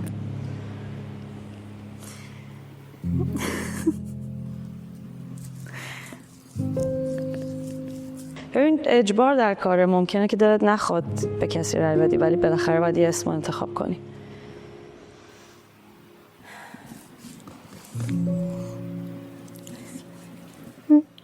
آخه واقعا با همه دختره اونی که از اول بودیم خیلی الان کانکتیم و اصلا من یعنی بیشترین ترسم بودش که یه نفر از ماها بخواد بره.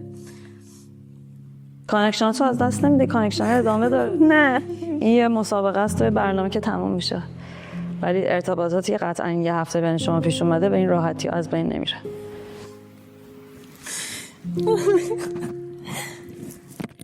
آقا من با لولا خیلی نزدیکم، نمیخوام پارتنری که انتخاب کرده رو بگم، ولی واقعا کمتر از همه میشناسیم مدیسو، ولی اصلا این دلیل نمیشه که مثلا من بخوام انتخاب کنم و نمیتونم کسی دیگه از دختر انتخاب کنم. واقعا ترانه هم نمیتونم.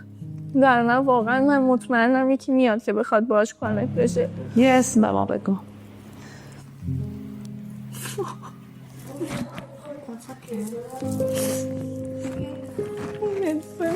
مدیسو انتخاب میکنی. اوکی. غزل جان. مدیس خب خیلی چانس داره و خیلی کانکته با لولا و اصلا من نمیخوام نباشه تو این برنامه. بچه های دیگه هم که همه کانکشن دارن. ترانه چند روز با رضا صحبت کرد و هنوز پارتنر اعلام نکردن. فعلا هم که نمیدونیم کسی که قرار بیاد یا چه جوریه و آپشن دیگه فعلا براش نمیدونم. فکر می‌کنم بهترین گزینه واسه هست ترانه است. شیدا تو میتونی رای بدی. خیلی سخته. من لولا رو خیلی دوست دارم، همونجور که آریانا گفت براش احترام زیادی قائلم که با مدیس توی رابطه است، ولی خب با ترانه من کانکشن بیشتری دارم و خیلی با هم تایم میذاریم، خیلی دوستش دارم، ولی از طرفی هم برای لولا خیلی احترام زیادی قائلم و به نظرم کنار هم با مدیس خیلی خوشحالن. خیلی خیلی با ناراحتی رأیم و ترانه اعلام. به ترانه نمیدی. 2 همه رأی دادین. خب تو که نمیتونی رأی بدی، مدیس به دختر باید رای بدن. ترانه. دلیلش هم اینه که حالا با کسی اونجا مشکلی ندارم، ولی خب کلا فکر می‌کنم به تنها کسی که شاید یکی دو بار مثلا یه بحث کوچیک داشتم ترانه بود، با اینکه خیلی دوستش دارم. پوریا. من اینه واقعا همه بچه‌ها بعدی که واقعا ندیدیم اینا هستن، حالا حرف و این داستانا هست همیشه، ولی بعدی‌ها دشمنی ایجاد نشده بین هیچ کس. این رای واقعا نشون دهنده هیچ دشمنی، کینه، هیچ چیزی نیست. یعنی قطعا روابط بعد از اینجا ادامه دار خواهد بود. منم متاسفانه به مدیس رای میدم. به مدیس رای میدی. شما رامبد. واقعا پوریاس هیچ بدی نیست، هیچی نیست. من 100 بار به خاطر میس‌اندرستندینگ قصه عذرخواهی از مدیس کردم، یعنی 100 بار ویدیوش هست. واقعا خوشگله، دختر خوبیه، بسیار باهوشه، یعنی واقعا دمش گرم همه جوره و مرسی هم که گذاشتی بشناسمت. دمت هم گرم واسه همه تایمایی که با هم داشتیم. ولی متاسفانه واقعا با همه ریسپکتی دارم و گفتم دیروز regardless of هر چیزی من میخوام تو ونکوور شو ببینمش، میخوام تو دوبای ببینمش، میخوام تو نیویورک ببینمش و مدل بسیار قهاریه. مدیس یه سوپر مدله و به نظر من همیشه میمونه. She's iconic. You are iconic as you know how much I know that. You are iconic. با همه به خاطر من با ترانه واقعا کلوسم. غزل که اصلا میگم مثل خواهرم، انقدرم دوستش دارم. یعنی غزل یه تعریف میکنم، یه الیویشن خاص خودشو داره، یه ایرودرومیه واسه خودش. با همه من ترانه‌ام واقعا دوست دارم. یعنی خیلی دختر ما که نمیخوام این شد به نظرم ترانه، خودم حتی دوست دارم ترانه رو بشناسم. احساس می‌کنم خودم خیلی چیزا مونده که با ترانه حتی ریزالو نکردم. دوست دارم با ترانه کلی حرف بزنم امروز و از دیروزم شروع کردیم. من دوست دارم ترانه رو بشناسم، واسه همین اصلا نمیتونم تو فکر کنم ترانه اینجا نباشه. ولی متاسفانه مدیس.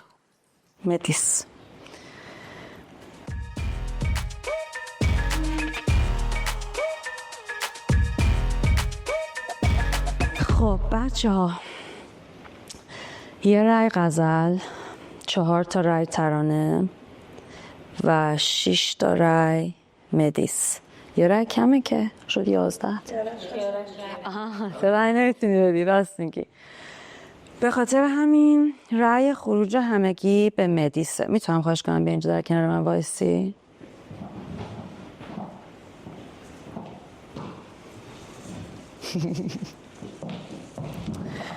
خب من از ویلا خواستم که به خاطر ارتباط قشنگی که بین لولا و مدیس شکل گرفته و فکر میکنم که مدیس دیرتر وارد ویلا شده و هم مدیس خیلی برای ما عزیزه و هم لولا یکی از کسایی که همیشه بیشترین اکسور داره. امشب کسی رو حذف نمی کنیم و مدیس رو در بین خودمون نگه میداریم. تو حذفی بعدی 1 نفر بیشتر حذف میکنیم. برو.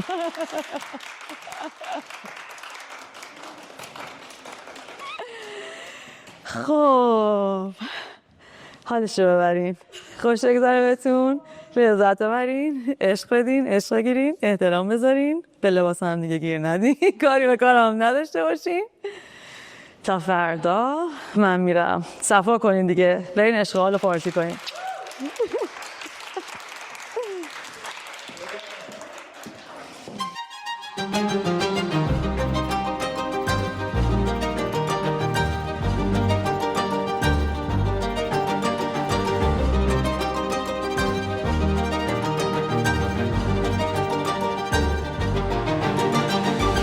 ببین ترانه، باید رسپتیو کنی خودتو به قضیه، باید خودتو بازداری که ببینی اصلا چیزی که در اتفاق میفته. تو رابطه اینا نه واقعیه، نه هم اوکی، ولی پارتنر اپ کرده بودن، نه بعد یعنی خب بذاری من باید میرفتم. اصلا ببین دختر داشتن انتخاب میکنم با شما شروع عزیزم پس چرا باید تو رفتی؟ خب چون من که پارتنر ندارم اینجا. تو تازه اینجا اومدی، تازه نه تو کی کجا من وقت اینجایی؟ قشنگ نبود. نگاه کن من خودم حس میکنم که هیچ یه سری قشنگ نبود. الان به توضیح میدم. ببین این آدم مریض روانیه، مریض و مشکل داره. اینو باید بذاری بره اصلا خیلی عجیبه که تو چرا میگی تو احمد تو باید تو به خود من رای پرت دادم. نه خب تو خود من گفتی آدم چرا باید خب آره به خاطر اینکه پارتنراب کردم. پس تو هیچ لویالتی من هیچ جوری نداری. عزیز تو هیچ لویالتی من نداری. لویالتی به تو ربط نداره، لویالتی به خودم ربط داره، به وجدان خودم ربط داره. وای رامبد کاش هست میشد بری. کاش رامبد هست نیست. واقعا رامبد باید هست میشد. مخالف دوباره باید تحملش کنم دوباره تا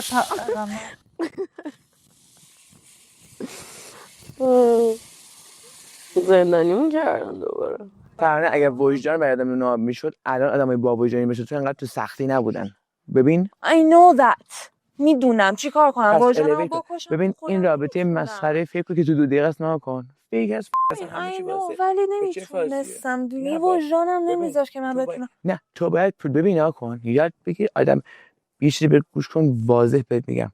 ببین تو با اینکه چند تا کاری که من خوشم نمیاد ولی واقعا چون تو سیرکل هم دوست دارم پروتکتیو کنم همه جا هم برای میبینی که هستم به حتی هیچ چیزی میشه که ناراحت میشم ازت میام باز از من الان خودم دوستم تو رو بشناسم جدی ببینم چون واقعا ما این همه مدت باید میخوام تو حتی دیروز من انقدر هم بود تو دوست مرد کسی بودی که باید وان ترای کنی این دختری که من پارتنر نیم ساعت بعد فیلمش رو بعد تو باز من دوباره پارتنرش خودم میدیس فیلمش در آبروش قرار بره بدون میدونم کاری ببین من که اصلا هیچ کاری نمی‌کردم. نه گوش کن خیلی اشتباهی که زیر نظر میگیرم خیلی اشتباهی که با غزل خودتو بد کردی الان نه به غزل توضیح دادم رأی پرت بود رام بود همه میدونن هیچ کس به غزل حاضر نمیشد رأی بده که میدونم هیچی رأی من بین سینگلا فقط تو باید به من ذره فکر می‌کردی الان بودن اونجا اصلا من خب اصلا غزم بدن ببین رام بود ولی بیا اینو قبول کن حالا من الان مثلا رأی مدیس میشد هفتم که میمون پارتنر این آدم انقدر وحشتناک که اخلاقش دو روزا تمام خب حساب کنیم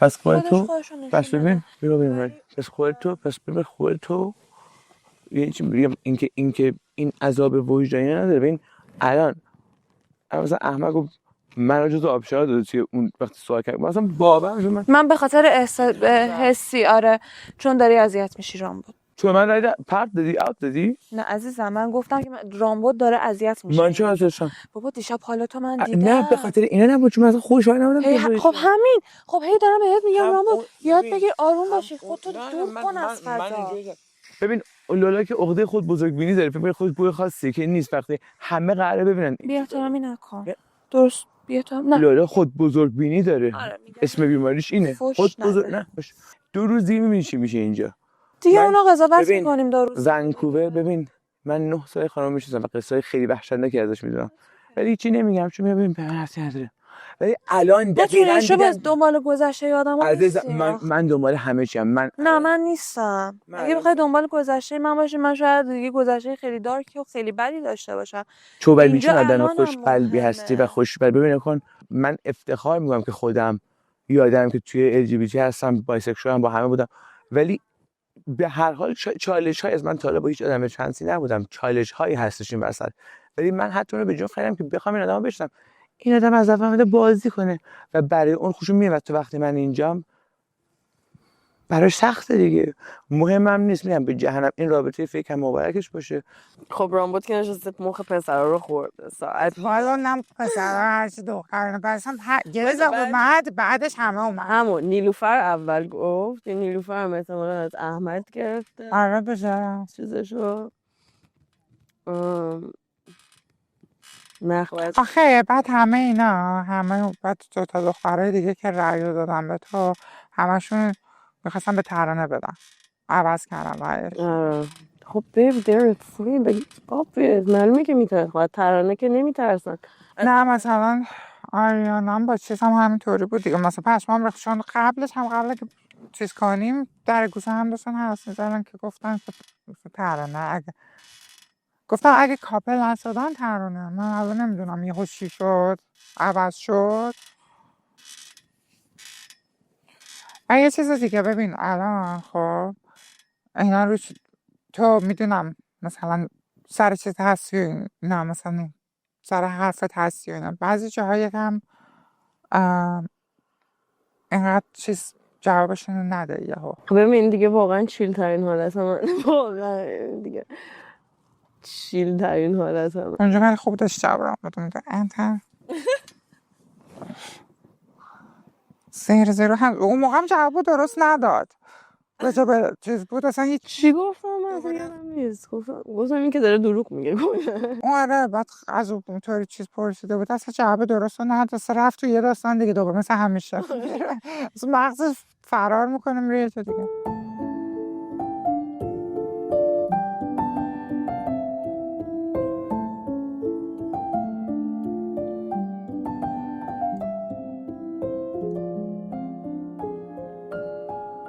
بعدن وقتی میبینی 2 نفر دارن کانکت میشن بعد چانس بهشون بده. وقتی 2 نفر هنوز اجازه نمیدن کانکشن دیگه استریت لاس.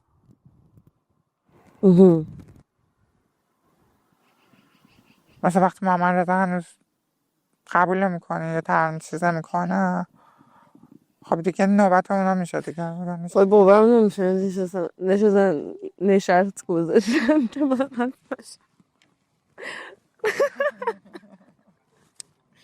گریه که من کردم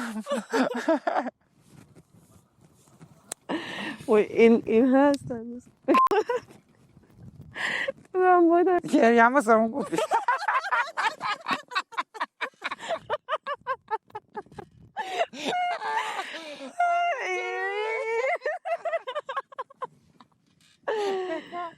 من گریه وای باورم نمیشه چقدر هرس خورده از دیشب.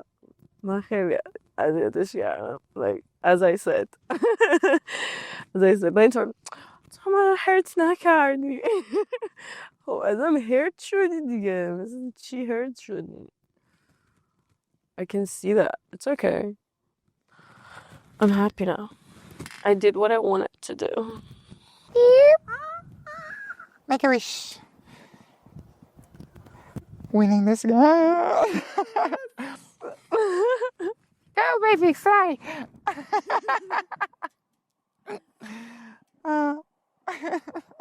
بچه یه چیزی بگم یه لیست خوبی می نویسین نفر آخر تو لیست خوبیتون رو انتخاب کنین. من دقیقاً همین کارو اینه نه ما لیست بعدی ننوشیم نفر اول تو لیست بعدی لیست خوبی ببین تو من رفتارهایی که دیدم از اول تا الان رو گذاشتم یه لحظه اصلا من آمادگیشو نداشتم که این آره ما فکر می‌کردیم رأی همگی من به خود رامبد گفتم رأیم تو بودی ناراحتم شد چیکار کنم من 2 تا 4 تای من میشینه رامبد باشه وقتی نمیذارن رامبد حذف کنین من به شما هم گفتم رأی حذفم هستی آقا نمیذارن حذف کنیم چیکار نمیشه منم رأی حذفم و من اونجا گفتم شیدا من گفتم شیدا تو این لحظه الان مثلا شانسش کمه بعد اصلا هم میتونم الان چیز کنی صبح فکر کنم نمیدونم چون نگفتم به خاطر اکس اونو بدادن احتمالاً واسه این گفتن که خیلی شاید منو تو گفتین آخه انتخاب هر نفر اصلا رأی بدی به خدا رأی بدی من خوشحال میشم دمتون گرم حالا که تموم شده اینقدر شیر شدی باش چی میگی تا بابا بشین زرجار همه مایندست تو رو ندارن من آره ندارن ولی ما نمیتونیم کاری بکنیم بابا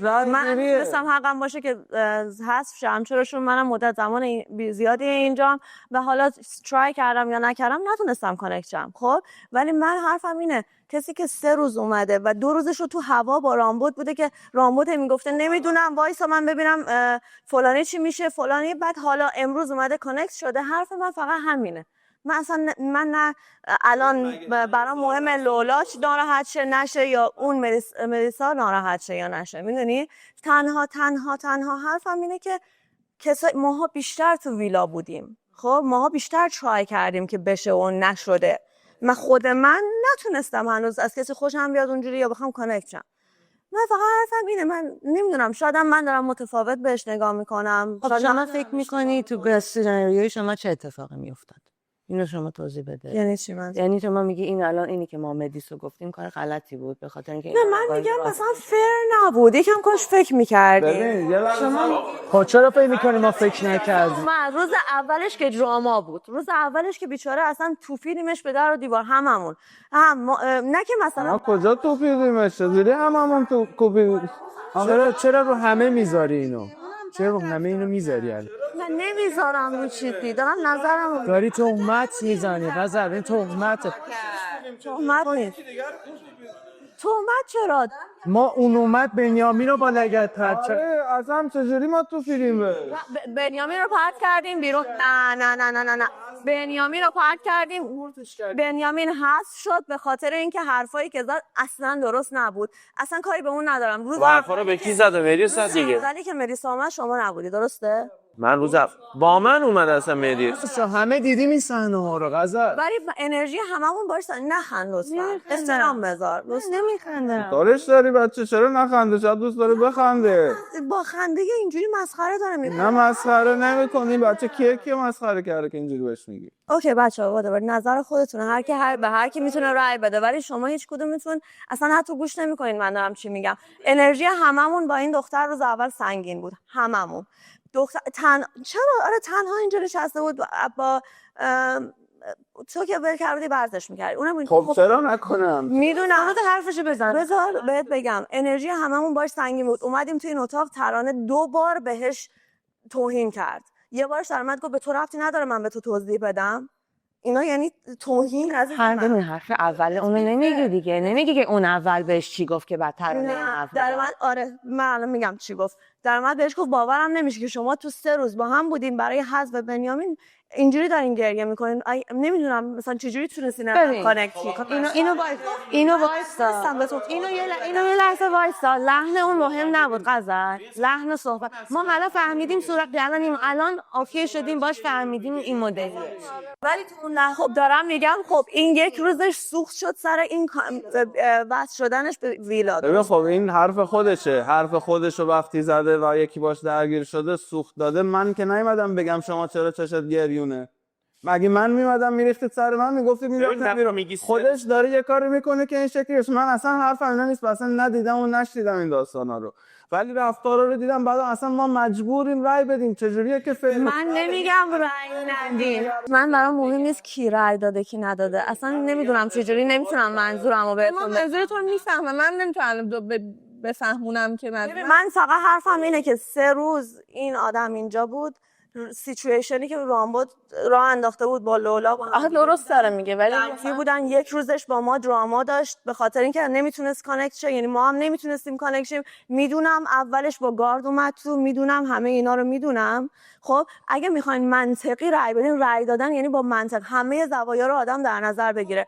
اگه مثلا یه کسی با فلان ببخشید اگه اینجوریه ببخشید نه بگو نه من میگم فقط یه چیزی، یه داستانی هست این که ما از اینجا بریم بیرون هیچ اتفاقی قرار نیست هم بیفته. من اگه برم بیرون ایشون بمونه یا ایشون بره بیرون من بمونم بیرون کانکت میشیم دوباره. هیچ ناراحتی نداره. فقط بحث اینه که اینجا یه رأی داده شده. ازا فضایی که باید این کار انجام بشه. من نمیگم نباید انجام بشه. اینا گوش کن.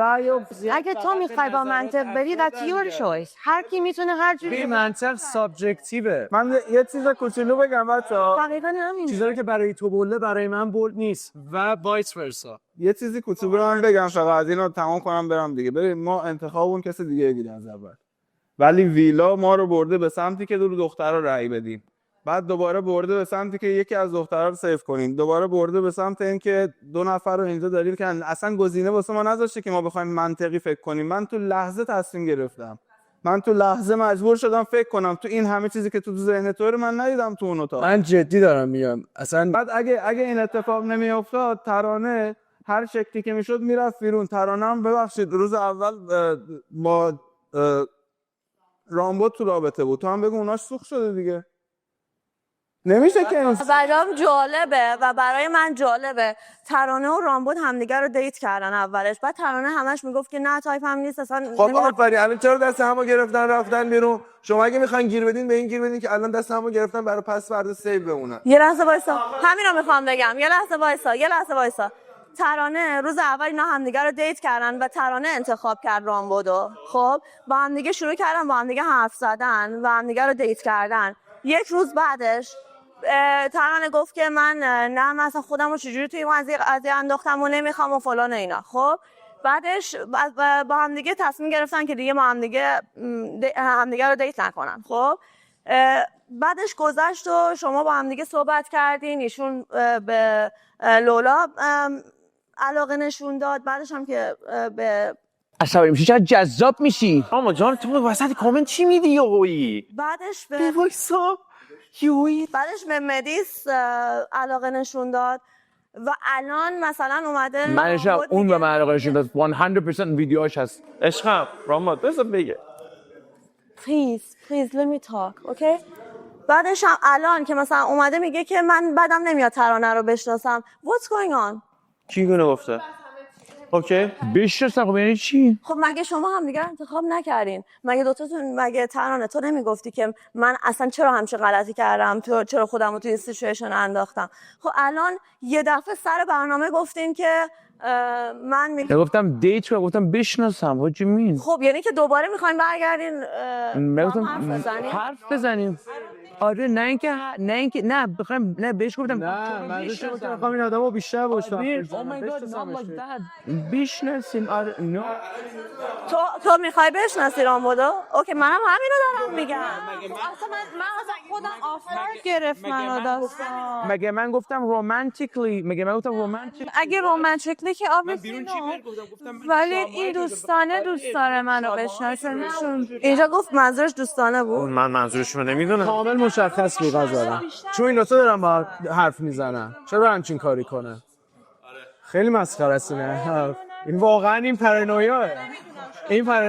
چیزی که به من نشون داد این بود که گفتی من بین همه دخترها گفتی که من ترانه رو دوست دارم بیشتر بشناسم دوباره باش حرف بزنم. بعدش هم گفتی که رأیت اونه. درسته؟ یا من دارم اشتباه می‌کنم؟ درسته ولی گفتم میخوام بشناسم. حتی بیام گفتم ترانه ترامای تو شناختم و بعدم اون مشکلاتی که بوده و گفتم چند بار اصلا ولی الان میخوام تو رو از ا پرسن بشناسم نه اینکه مثلا دیت کنیم با هم. به عنوان یه دوست منظوره. اوکی باش من اشتباه کردم معذرت. اوکی ولی تمام حرف من اینه که درسته من نمیگم رأیتون باید چیز دیگه باشه یا به نظر کسی دیگه باشه. هر کسی آزاد رأی خودشو بده و اونجوری که خودش دوست داره رأی بده. ولی یه ذره منطق هم باید داشته باشیم وقتی میخوایم حذف کنیم. درسته ادعا آخرش هممون قراره حذف شیم ولی خیلی قشنگ‌تره به نظر من. میگم اصلا کاری ندارم که لولا با رفیقمه نیست. اصلا من هیچ کاری ندارم. یه ذره حساب شده تر رأی بدیم. حرفم هم بریم برنامه ما رو برده بچه. بخواه هر جور حساب شده رای بدی به هیچ کی نباید رای بدیم آخه. نه خب آره وقتی مجبوریم رای بدیم یکم فکر پشتش باشه بعد رای بدیم. خب اگه جه بخواه بگه خب پارتنرش ناراحت میشه ما به هیچ کی نمیتونیم رای بدیم هیچ وقت. خب کارش نمیشه که. بچه حالا اوکی اگه مثلا مشکلی دارید میتونید بگید. مشکل کسی با تو نه. من بچه‌ها گفتم ببین ولی obvious که دارید دیگه راحت بشید. من باهاتون راحتم. آره میتونیم توضیح بدیم. آره توضیحاتو ببین من از من شروع کنم. میشه من شروع کنم اول بگم راحت تر. یه جمله قشنگی پوریا گفت. اول من اینو بگم من که به تو که رأی ندادم ولی یه جمله خیلی قشنگی گفتش که ما آدم بد نداریم که بگیم با فلانی مشکل دارم به این رأی میدن. ما یه لیست خوبی داریم یه عالمه آدم داریم از خیلی خوب میاد به پایین.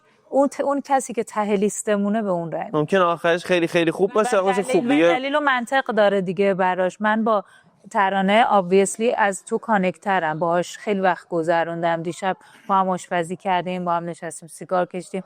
من باهاش بیشتر وقت گذروندم. سیگارم کشیدم. ولی خب آره ولی خب اینو نباید میگفتم ولی رأی بعدی من ترانه است. ولی خب چون دیدم شما توی رابطه این من نتونه. خب من خودم توضیح بدم. ولی با ترانه کانکت بیشتری دارم. من ندادم. بعد داستان بنیامین که دیدی خب له و لورده شد و این داستانا جزو دوستای بچه‌ها بود. آخر سر اومد ازت خدافظی کرد دست بهت داد و هممون میدونیم که از اینجا هم که رفت ویدیوش بیاد بازم له میشه تو کامنت ها. خب نابود میشه. اون آدم بگاره. اون بگاره سگ رفت. خب So what؟ نه من به تو نمیگم دل رحم باش دلسوز باش. اصلا نباش. خب اصلا نمیخوام اینو ازت بخوام. ولی ادامه بده. بعد که من خدافظی کرد بهت گفتش که وقت نشد فلان این داستانا. بعد از اینکه همه عذرخواهی رو ازت کرد کامل. خب عذرخواهی از من نکرد بچه‌ها.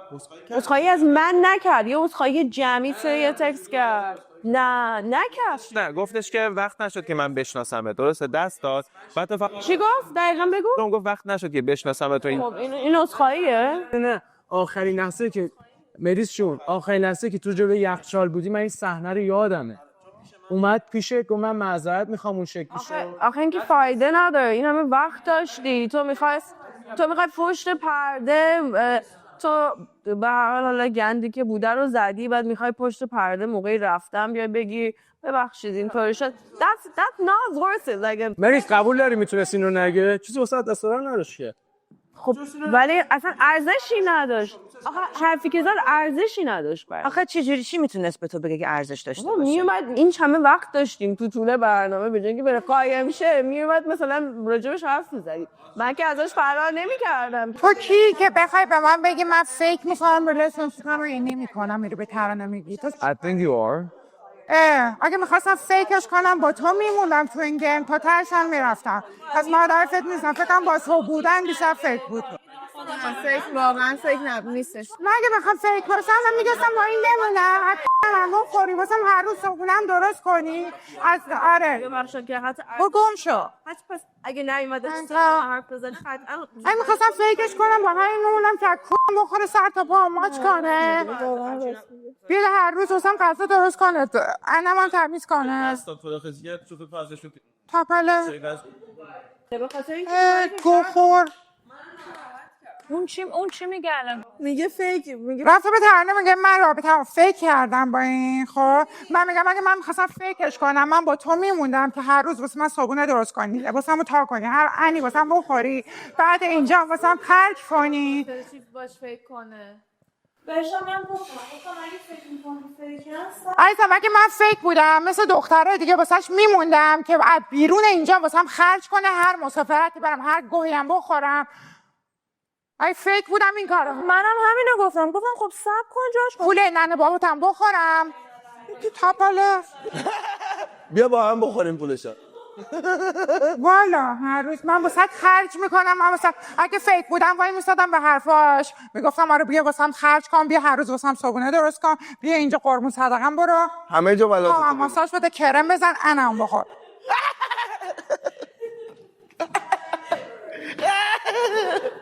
من راستشو بهت بگم من اون سینه توی تو دلیل منطقی بود. تو گفتی که من خیلی با تو خوب ارتباطه. آخه واقعیت من و تو خیلی با هم مثلا نشستیم. بهت راستشو بگم اون صحنه آتیش شب اول من ناراحت شدم به خاطر اینکه همه ریختن سر بنیامین و شما هم بهش رو ندادی، ولی حرفی که الان داری میزنی که اون وان آن وان نیومد خب آخه من چرا باید اپولوژی که از ته دل کسی نیست چرا باید قبول کنم؟ فکر می‌کنی اپولوژیش ریل نه من نیستم. نه آره واقعا نبود. اگه بود میومد همین میذاشت توی برنامه می‌خواست بفهمه. اوکی توی برنامه مگه یه حرف نزد که همه بشنون راجع به من؟ پس اگر واقعا قبول داشت همونجا توی برنامه که همه بشنون میومد من. ولی تو برنامه هم گفت که عذر میخوام. ببین من به خاطر من به تو رأی ندادم. خب من طرف حرف تو هم. من میدونم تو آسیب دیدی بابت اون حرف. پس یعنی شما به خاطر بنیامین از دست من ناراحتی نباشید. من واینا هستم و اولش من اصلا گفتم کارو واقعا بنیامین سازه. نمیذاریم من تو اصلا اجازه توضیح بدم همونجا حرف میزنی. ببین ما به خاطر ساپورت تو بنیامینو پرت کردیم. همه به خاطر تو ساپورت. نه بچا فقط من نبودم دیگه، قبلش با رام بودم بحث داشته. نه تو هایلایت ماجرا بودی. تو هایلایت ماجرا کردم کلا باهاش مشکل بود. من فکرم بازم باهاش ما واقعا اومدیم تو رو ساپورت کنیم توی این وقت. استیکو کنم میخوان چیکار کنم تمیزم که توی بعد میرم خاطرش میکنم.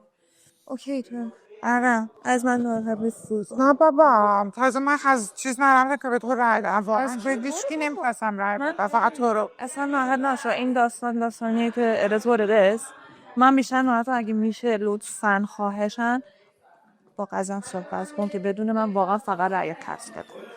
مثلا بمیگی نمیتونستم رای بدم، خیلی هم نمیشناسمش آنستلی، شاخ تو شاخ هم شدیم یکم با هم، ولی پارتنر اعلام کرده من اصلا اجازه نمیدم بخونم این ها رو بکنم چون اینجا اومدیم دنبال پارتنر و حالا چیزای دیگه.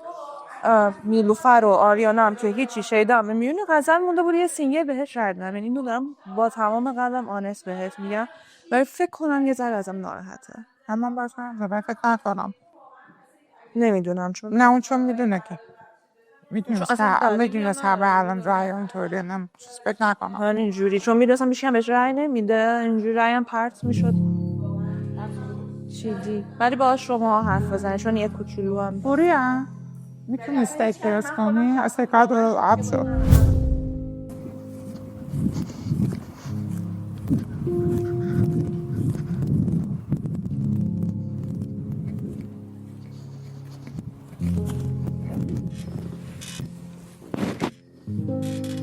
بیام بیا دوام نکن دیگه به خدا چرا دستا بیارم نه چی تو بسوزم از چی ناراحتی آخه هیچکی که نرفته بیرو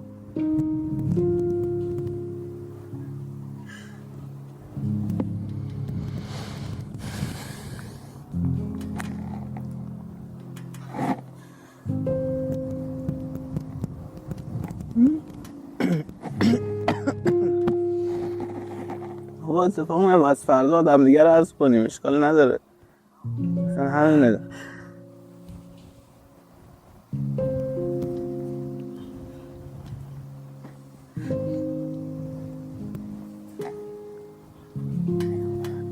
نه از شیراز اومدیم نورد اصلا یه ماشین شدم چون نیلوفر از توقع نداشتن که مثلا اینجوری بابا نیلوفر بهترم نظرم رو میدم میگه که تو نظر خودتو بدی ما دوست داریم اینجوری باشیم تو باید اجازه بدی به عنوان دوست اگه من دوستتم اجازه بدی من حرف بزنم و تو به نظر من احترام بذار. من اصلا توهین نکردم که بگم تو چرا نظر داری حتی حرف منو متوجه نیستین که من نمیگم چرا اینو گفتین من میگم عادلانه رأی بدین من اصلا کاری ندارم که اصلا چی میگه من که نمیتونم کنترل کنم بگم هی این کارو کن من چند بار شده به شما بگم بیاین به این رأی بدین بیاین به اون رأی بدین همیشه هم هر چیزی بوده نشستیم ما هم مشورت کردیم یا مثلا هر کی این سری که اصلا هر کی در لحظه رأی خودش رو خواست بده خب و مثلا ترانه خب اومده مثلا من ناراحت نمیشم کسی منو حذف کنه یا مثلا منو بخواد بگه ولی یه دلیل نمیاره که بگه مثلا اوکی سینگله به خاطر سینگله و نتونسته کانکشن برقرار کنه من مثلا بهش رأی میدم خب سینگل دلم میخوام به غزل رأی بدم چون میخوام رأی بدم این خیلی اصلا قشنگ نیست میتونست خیلی قشنگتر بگه که خب اوکی منم به ترانه رأی دادم و دلیلمو گفتم خب حداقل اگه میخوای منو حذف کنی یه دلیل بگو حالا من خیلی برام بیگ دیل نیست اصلا این قضیه کسی به من جز اون رأی نداد و اگر من حذفم میشدم واقعا بازم برام مهم نبود ولی اینکه تو این شرایط مثلا تو که میدونی مثلا نیلوفر نمیخوام ازش به دل بگیرم خود سری خدا من یه توضیح ندارم اصلا حتی تو بگی ببین فقط یه چیزی ترانه این شکلی گفت که همه دخترها خوبن به هیچ کی نمیتونم رأی بدم اینو اولش گفت دلیل نمیارم ببین ترانه to be honest I don't care که همه ویدیو هم بگیرن she's fake خب از وقتی که این داستان اول که با من خیلی او چپ افتاد سر اون داستان چقدر طعنه زد به من و فلان اینا و اصلا یه دفعه شروع کرد اکت کردن تو ماچ که مثلا با من خوب باشه شروع کرد مثلا بیشتر اتنشن گرفتن از دست بقیه و فلان اینا و حالا مثلا اومده میگه بی دلیل غزل خب من ایون که به من رأی بده ولی یه دلیل درست حرف بزن میدونی نه که بگو بی دلیل غزل میدونی چی میگم یا میک سنس میکنه واسه من میگم این چیزی که شنیدی و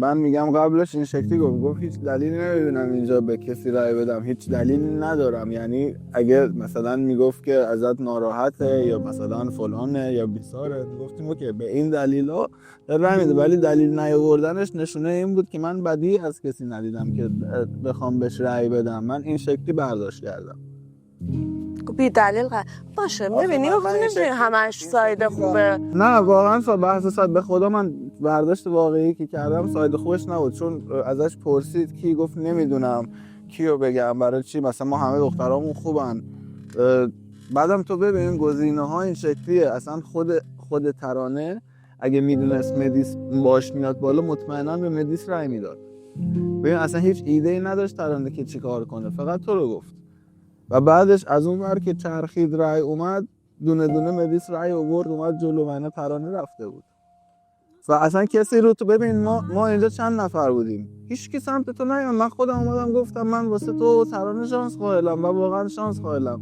ولی مدیس اگه کانکشنشون واقعا کانکشن باشه میرم بیرون از اینجا هم با هم هممون میتونیم بریم بیرون از اینجا کانکشن بگیریم ولی اگه یه ذره ناراحت شدم ببین همه بچه‌ها حمله کردن سمت من خب سر این که من فقط دارم میگم بابا من نه خب من حرفمو زدم میدونم من حرفمو زدم، نظرم با اینکه میدونستم خیلی با این نظر من مخالفن، ولی حرفمو رو که اومدم زدم، نه به خاطر، به خدا اصلا، نه به خاطر مدیس، نه به خاطر لولا، هیچی، فقط فر بودن، عادلانه بودن. و ببین عادلانه نبود، منم حس کردم. چون 3 روز اصلا، یه روز 2 روزش سوخته، 2 روزش سوخته. من خیلی خدایش خیلی مدیس کاری ندارم، من خودم اولش باش زیاد کانکت نشدم و وقتی دیدم همه تنهاش گذاشتن، من رفتم مثلا باش غذا خوردم روز اول، مثلا سعی کردم که اصلا فقط یه تحمل کنم بگذره که مثلا تنها هم نباشه، بد نباشه، مثلا خیلی شون احساس کردم که یه دختر تنها افتاد. ولی بعدش که چی هست؟ بعد از اون قضیه که تنها افتاده بود رفت بعدش رامبد مثلا این منتظر بود، رامبد اینو همینجور منتظر نگه داشته بود که مثلا ببینه داستانش با لولا چی میشه. ولی نه خب رامبد هم داشت تلاش می‌کرد، اونم داشت چراغ سبزش رو میداد. آره ولی میخوام بگم که خب پس رامبد اینو نداشته بود، همش در تلاش بوده، با کانکشن داره. تلاش نبود دیگه. اونم میگفت که اونم براش اصلا مهم نبود، میگفت اگه رامبد اوکی باشه من هستم، گزینه بعدی ندارم. بعد گزینه بعدی ندارم لولا شد. چرا گزینه نداره به خدا ارزش نداره. نه من اصلا نگاه کن، نه اصلا از آدما با هم حرف میزنن، خب نظر میدن، حالا من اصلا مخالف موافق جمع مخالفش، ولی من از این اگه اومدم ناراحت شدم مثلا به خاطر این بود که نیلوفر وقتی که ایمیون شدن گفتن که اوکی که بیرون نری، میخواستم دیگه اصلا مطرحش نکنم. نه خوب کردی گفتی. بعد من برای همین چون گفتم کارگردانه بهم گفتش که مثلا تو تلاش نمی‌کنی. نه خوب کردی. منم اینجوری گفتم، من خرابت نکردم، گفتم که اگه میگفتم آیه ما همانی چون میگفتن خب اوکی با هم بستن که نبازن، ولی گفتم نداریم آشنا میشیم و خیلی هم شیک. چون مثلا واقعا نمیخوام اینجوری باشه که فکر کنن که تلاش نمیکنم. واقعا خب مثلا من دیشب اومدم واقعا با تلاش که دیگه نمیتونی، بعدم نیومد بشناسن، بیل بزنی که تلاش کردن که دیگه نمیتونی مثلا بمبگذاری کنی اینجوری که تلاش کردن چی، یعنی تلاش به حرفای من گوش بدی، به حرفای که دیگه هم گوش بدی، تصمیم بگیری. میشه تلاش کردن اینجا، انتظار ندارن که کلنگ برداری تق بیل. والا اگه انتظاری هم باشه انتظار اشتباهیه، یعنی تو چه کاری دیگه از دستت برمیاد، نداشتی که 4 تا حرف پسرا رو کس شعر میگن گوش بدی دیگه. ولی در کل نایس، بهترین شخصیت. نکن همشون خودشون نشون دادن. مثلا اون به من اونجا گفتن این دافه اینجاست. آره میگفتن این دافه اینجاست، گفتن الکی مردمو گنده نکنین، کجا دافه، یه کیفیت پوست نداره. نه والله دارم میگم، دختر به چیشه، دختر به صافت بودنشه. یعنی من کلفتی زخامت خودم از همه زخیم‌تر کلفترم. سیاست تو ولی دوست دارم. نه سیاست نیست، من ولی مثلا مثلا تو ظاهر من احساس میکنم به اون اینترستد تری. نه من ادبه به خدا من اینترستد بودنم، یا مثلا بخوام اتنشن کنم یه جوری اتنشن میکنم که این پسرا صبونه درست کردن، برو بابا درت صبونه رو ننتم خب برات درست میکنه، چه اهمیت دادنیه. من انسانیت دارم، چون حالا 2 بار شب اول دپرس بودم، اومد بام حرف زد، مریض بود اصلا. اگه تو اصلا دشمنت هم جلوت مریض باشه تو لاشی اگه دستش آب ندی. من با تمام دخترها اینجا رابطه خوبی دارم، رفاقتی، دوستی، حالا هر چی میخوای بذاری. یکی از دلایلی که این خانم من پشت سر من میگه من نمیخوام به عنوان فرندزون فقط فرندزون باشه، چون من هنوز این چی میگن حوض آب نکردم، میترسه بخواد اعلام کنه، چون دیدی که داشت میگه این یه بار میگه آره بیا حرف بزنیم، یه بار محله میذاره. چون منم 2 روز اومدم اینجا، نمیتونم من که بچه نیستم گول تو رو بخورم. یه هفته است اینجایی با هیچکی کانکت نشدی، بازم مطمئنم منتظر نشسته تا پسر دیگه بیاد. چون احمد زود در من گفت آره احتمالاً مثلا چی کجا اون یکی هم میاد یه جور دیگه تو خوشش نمیاد آخه. آره دختری هستی که یه سینه پروتز کردی فکر می‌کنی کجا دیگه چه خبره. والا یه من عمل کردی. نه خب من میدونم بابا، من بزرگ شدم با دخترها. من انقدر که با دخترها بزرگ شدم با پسر بزرگ نشدم. آنالیز کردن شخصیت دختر خیلی راحته، چون هیچ ذره‌ای نمیتونه داشته باشه. نگاه کن الانم سریع میدونی که اون موقع که نشسته بودیم ببین من تو رأیت کی بود اگه می‌خواستی رأی بدی؟ صد این چیه؟ مدیس؟ نه لولا لا در میذارنش لولا رأی لولا. وای بابا اصلا نگاهش میکنم پسه هی هم شما میگین سکسی فازرش هشه کدوم سکسی اینقدر کلفته بابا کلوف نیست انصافا ظرافت داره حالا گو نخور. نه گو که دستم بهش نمیزنم چه برسه بخوام بخورمش. خدایی قشنگه. یعنی به نسبت این که اولش چی بوده به نسبت این که اولش چی بوده. خب ببخشید منم ببرن همه کاری بام بکنن خب قشنگ میشن. ببین بدنش ظرافت داره بی‌انصاف نباش دیگه. خدایی بدنش از من ظریف‌تره. پاهاشو نگاه کن پای من از اون چاق‌تره. بعد سرش چی میگیره اون بدن؟ اون بدن از رژیم و هورمونای استروژنی که تزریق میشه بعد از عمل درست میشه. سرش میخوای چیکار کنی؟ گنده نیست که. معیاراتون تو زیبایی چیه؟ دخترها فکر کنم چیز با هم آمپرتون پایینه. الان مریس به نظر تو قشنگیش وحشتناک خوشگله. خب بعد هم جذابم هست وحشتناک. خب مثلا من الان با 2 تا پسر اینجا بهشون گفتم خب پسرا اینجا لباس پوشیدن خود پسرا رو دیدی؟ ببین عزیزم همیشه میگن کامنتو از کسی قبول کامنتو که همه میذارن از کسی قبول کن که حداقل تو قبولش داری. یعنی چی؟ من نمیگم آدما رو کی با دسته بندی میکنه ولی تویی که میخوای نظری که قبول کنی حداقل تو میتونی دسته بندی کنی یا نه؟ چون میخوای تو نظرشون رو قبول کنی. اوکی من میگم چی میخوام راجع به ورزش. وقتی 5 تا پسر گذاشتن اینجا که همه شکم پهلو دارن چرا باید بری یه ادوایس ورزشی از اینا بگیری؟ میفهمی حرفمو؟ پسری که خودش دوست دخترش یه مسواک نمیزنه. من نمیخوام اینجا حرف اسم بیارم ولی معلومه دارم کیو میگم. پسری که دوست دخترش یه مسواک نمیزنه برای چی میاد راجع به زیبایی دختر دیگه نظر میده؟ میفهمی؟ تویی که معیار تمیزی دندون و دهن یارو هم نیست که اولویت انسان‌های اولیه و انسان‌های دومیه این بود که به بهداشتشون رسیدگی میکردن.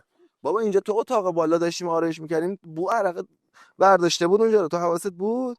خب این بو عرق مال کیه؟ مال خدامونه دیگه. اینجا که قالی و اینا بو نمیدن که بچه‌ها بو میدن. هموم هست بابا تا وی خریدن براشون گذاشتن تو کمد. خب بگین یه اسپری براتون بخرن. اون یکی نمیدونم پسر دختر چیه ادعاش کون خر پاره میکنه رد میشه بو عرقش دماغت تا اینجا میسوزون. پوریا خودش یه معذرت خواهی نیومد به من بکنه. یه معذرت خواهی من منتظر بودم نوبتم بشه حرف بزنم ولی اصلا ترمه از من نپرسید. یه معذرت خواهی نیومد از من بکنه که من تو رو سر کار گذاشتم از تو اومدم نمیدونم رامبوتو فرستادم اومدم تو پول باهات حرف زدم این همه مثلا دراما درست کرده واسه منی که اصلا out of picture بودم. یه معذرت خواهی معذرت میخوام که مثلا اومدم علی که تو رو وارد بازی مسخره خودم کردم به خاطر بچه بازیام و لج بازیم با بیچاره دختر که واقعا دوستش داره کاری ندارم مثلا. میدونی یه معذرت خواهی تو شعورتو میرسونی بیا بگو معذرت میخوام مثل یه مرد بگو غزل ببخشید من این کارو کردم به شخصیت و شعورتو توهین کردم. That's it. حتی این کارو نکرد و الان داره به من میگه که تو داری مثلا نمیدونم چی به پا میکنی. من نمیفهمم واقعا. اگه انقدر عقلش میرسه که بفهم من دارم چیکار میکنم چرا عقلش نمیرسه بیاد معذرت خواهی کنه؟ یه کلام حرفشو وسط نیاورد که غزل من معذرت میخوام. ولی فقط تو حرفاش رو به کل ویلا کل ویلا فرق میکنه. کل ویلا به من ربطی نداره. به من توهین شده.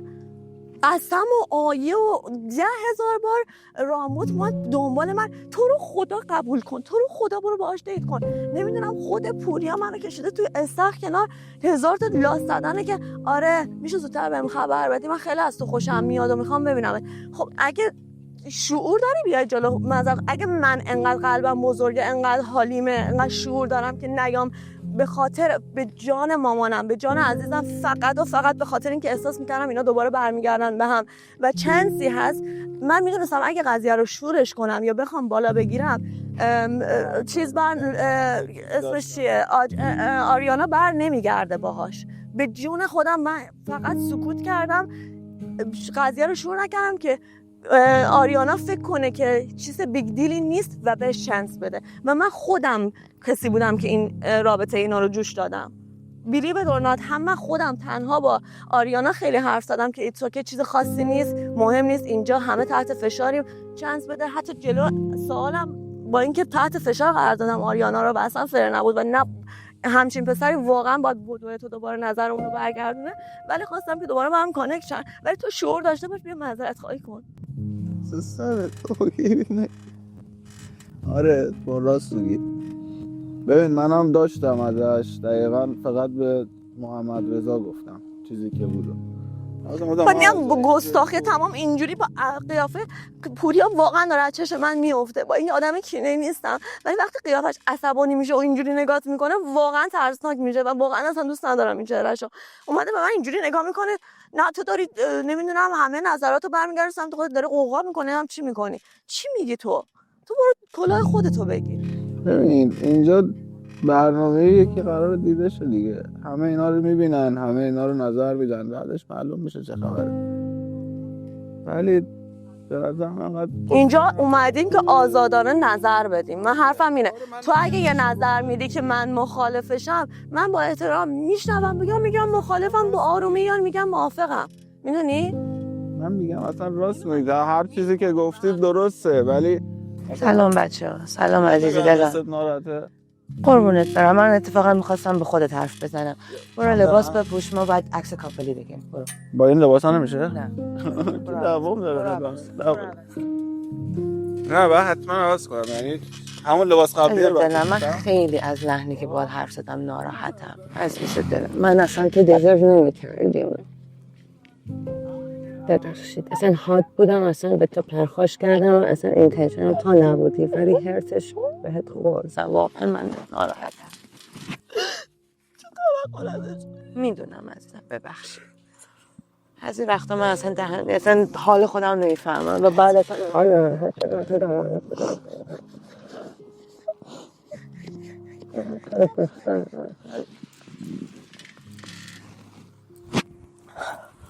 من خیلی خوشحال شدم. بس رو برم. میفهمم قربونت برم، همه دارم با تو حرف میزنن. خدایا خورشید میتابه از توی چشمات، لبخند و بردار بذار رو لبهات، خندت میرقصه تو دستای باد، میدونی عشقم دستاتو میخواد، مثل دریاچه آروم پر از حسه رازم، میخوام با تو بمونم تا رویامو بسازم. یکی تنها نشسته، یکی دلش شکسته، اگه مستی بخند پس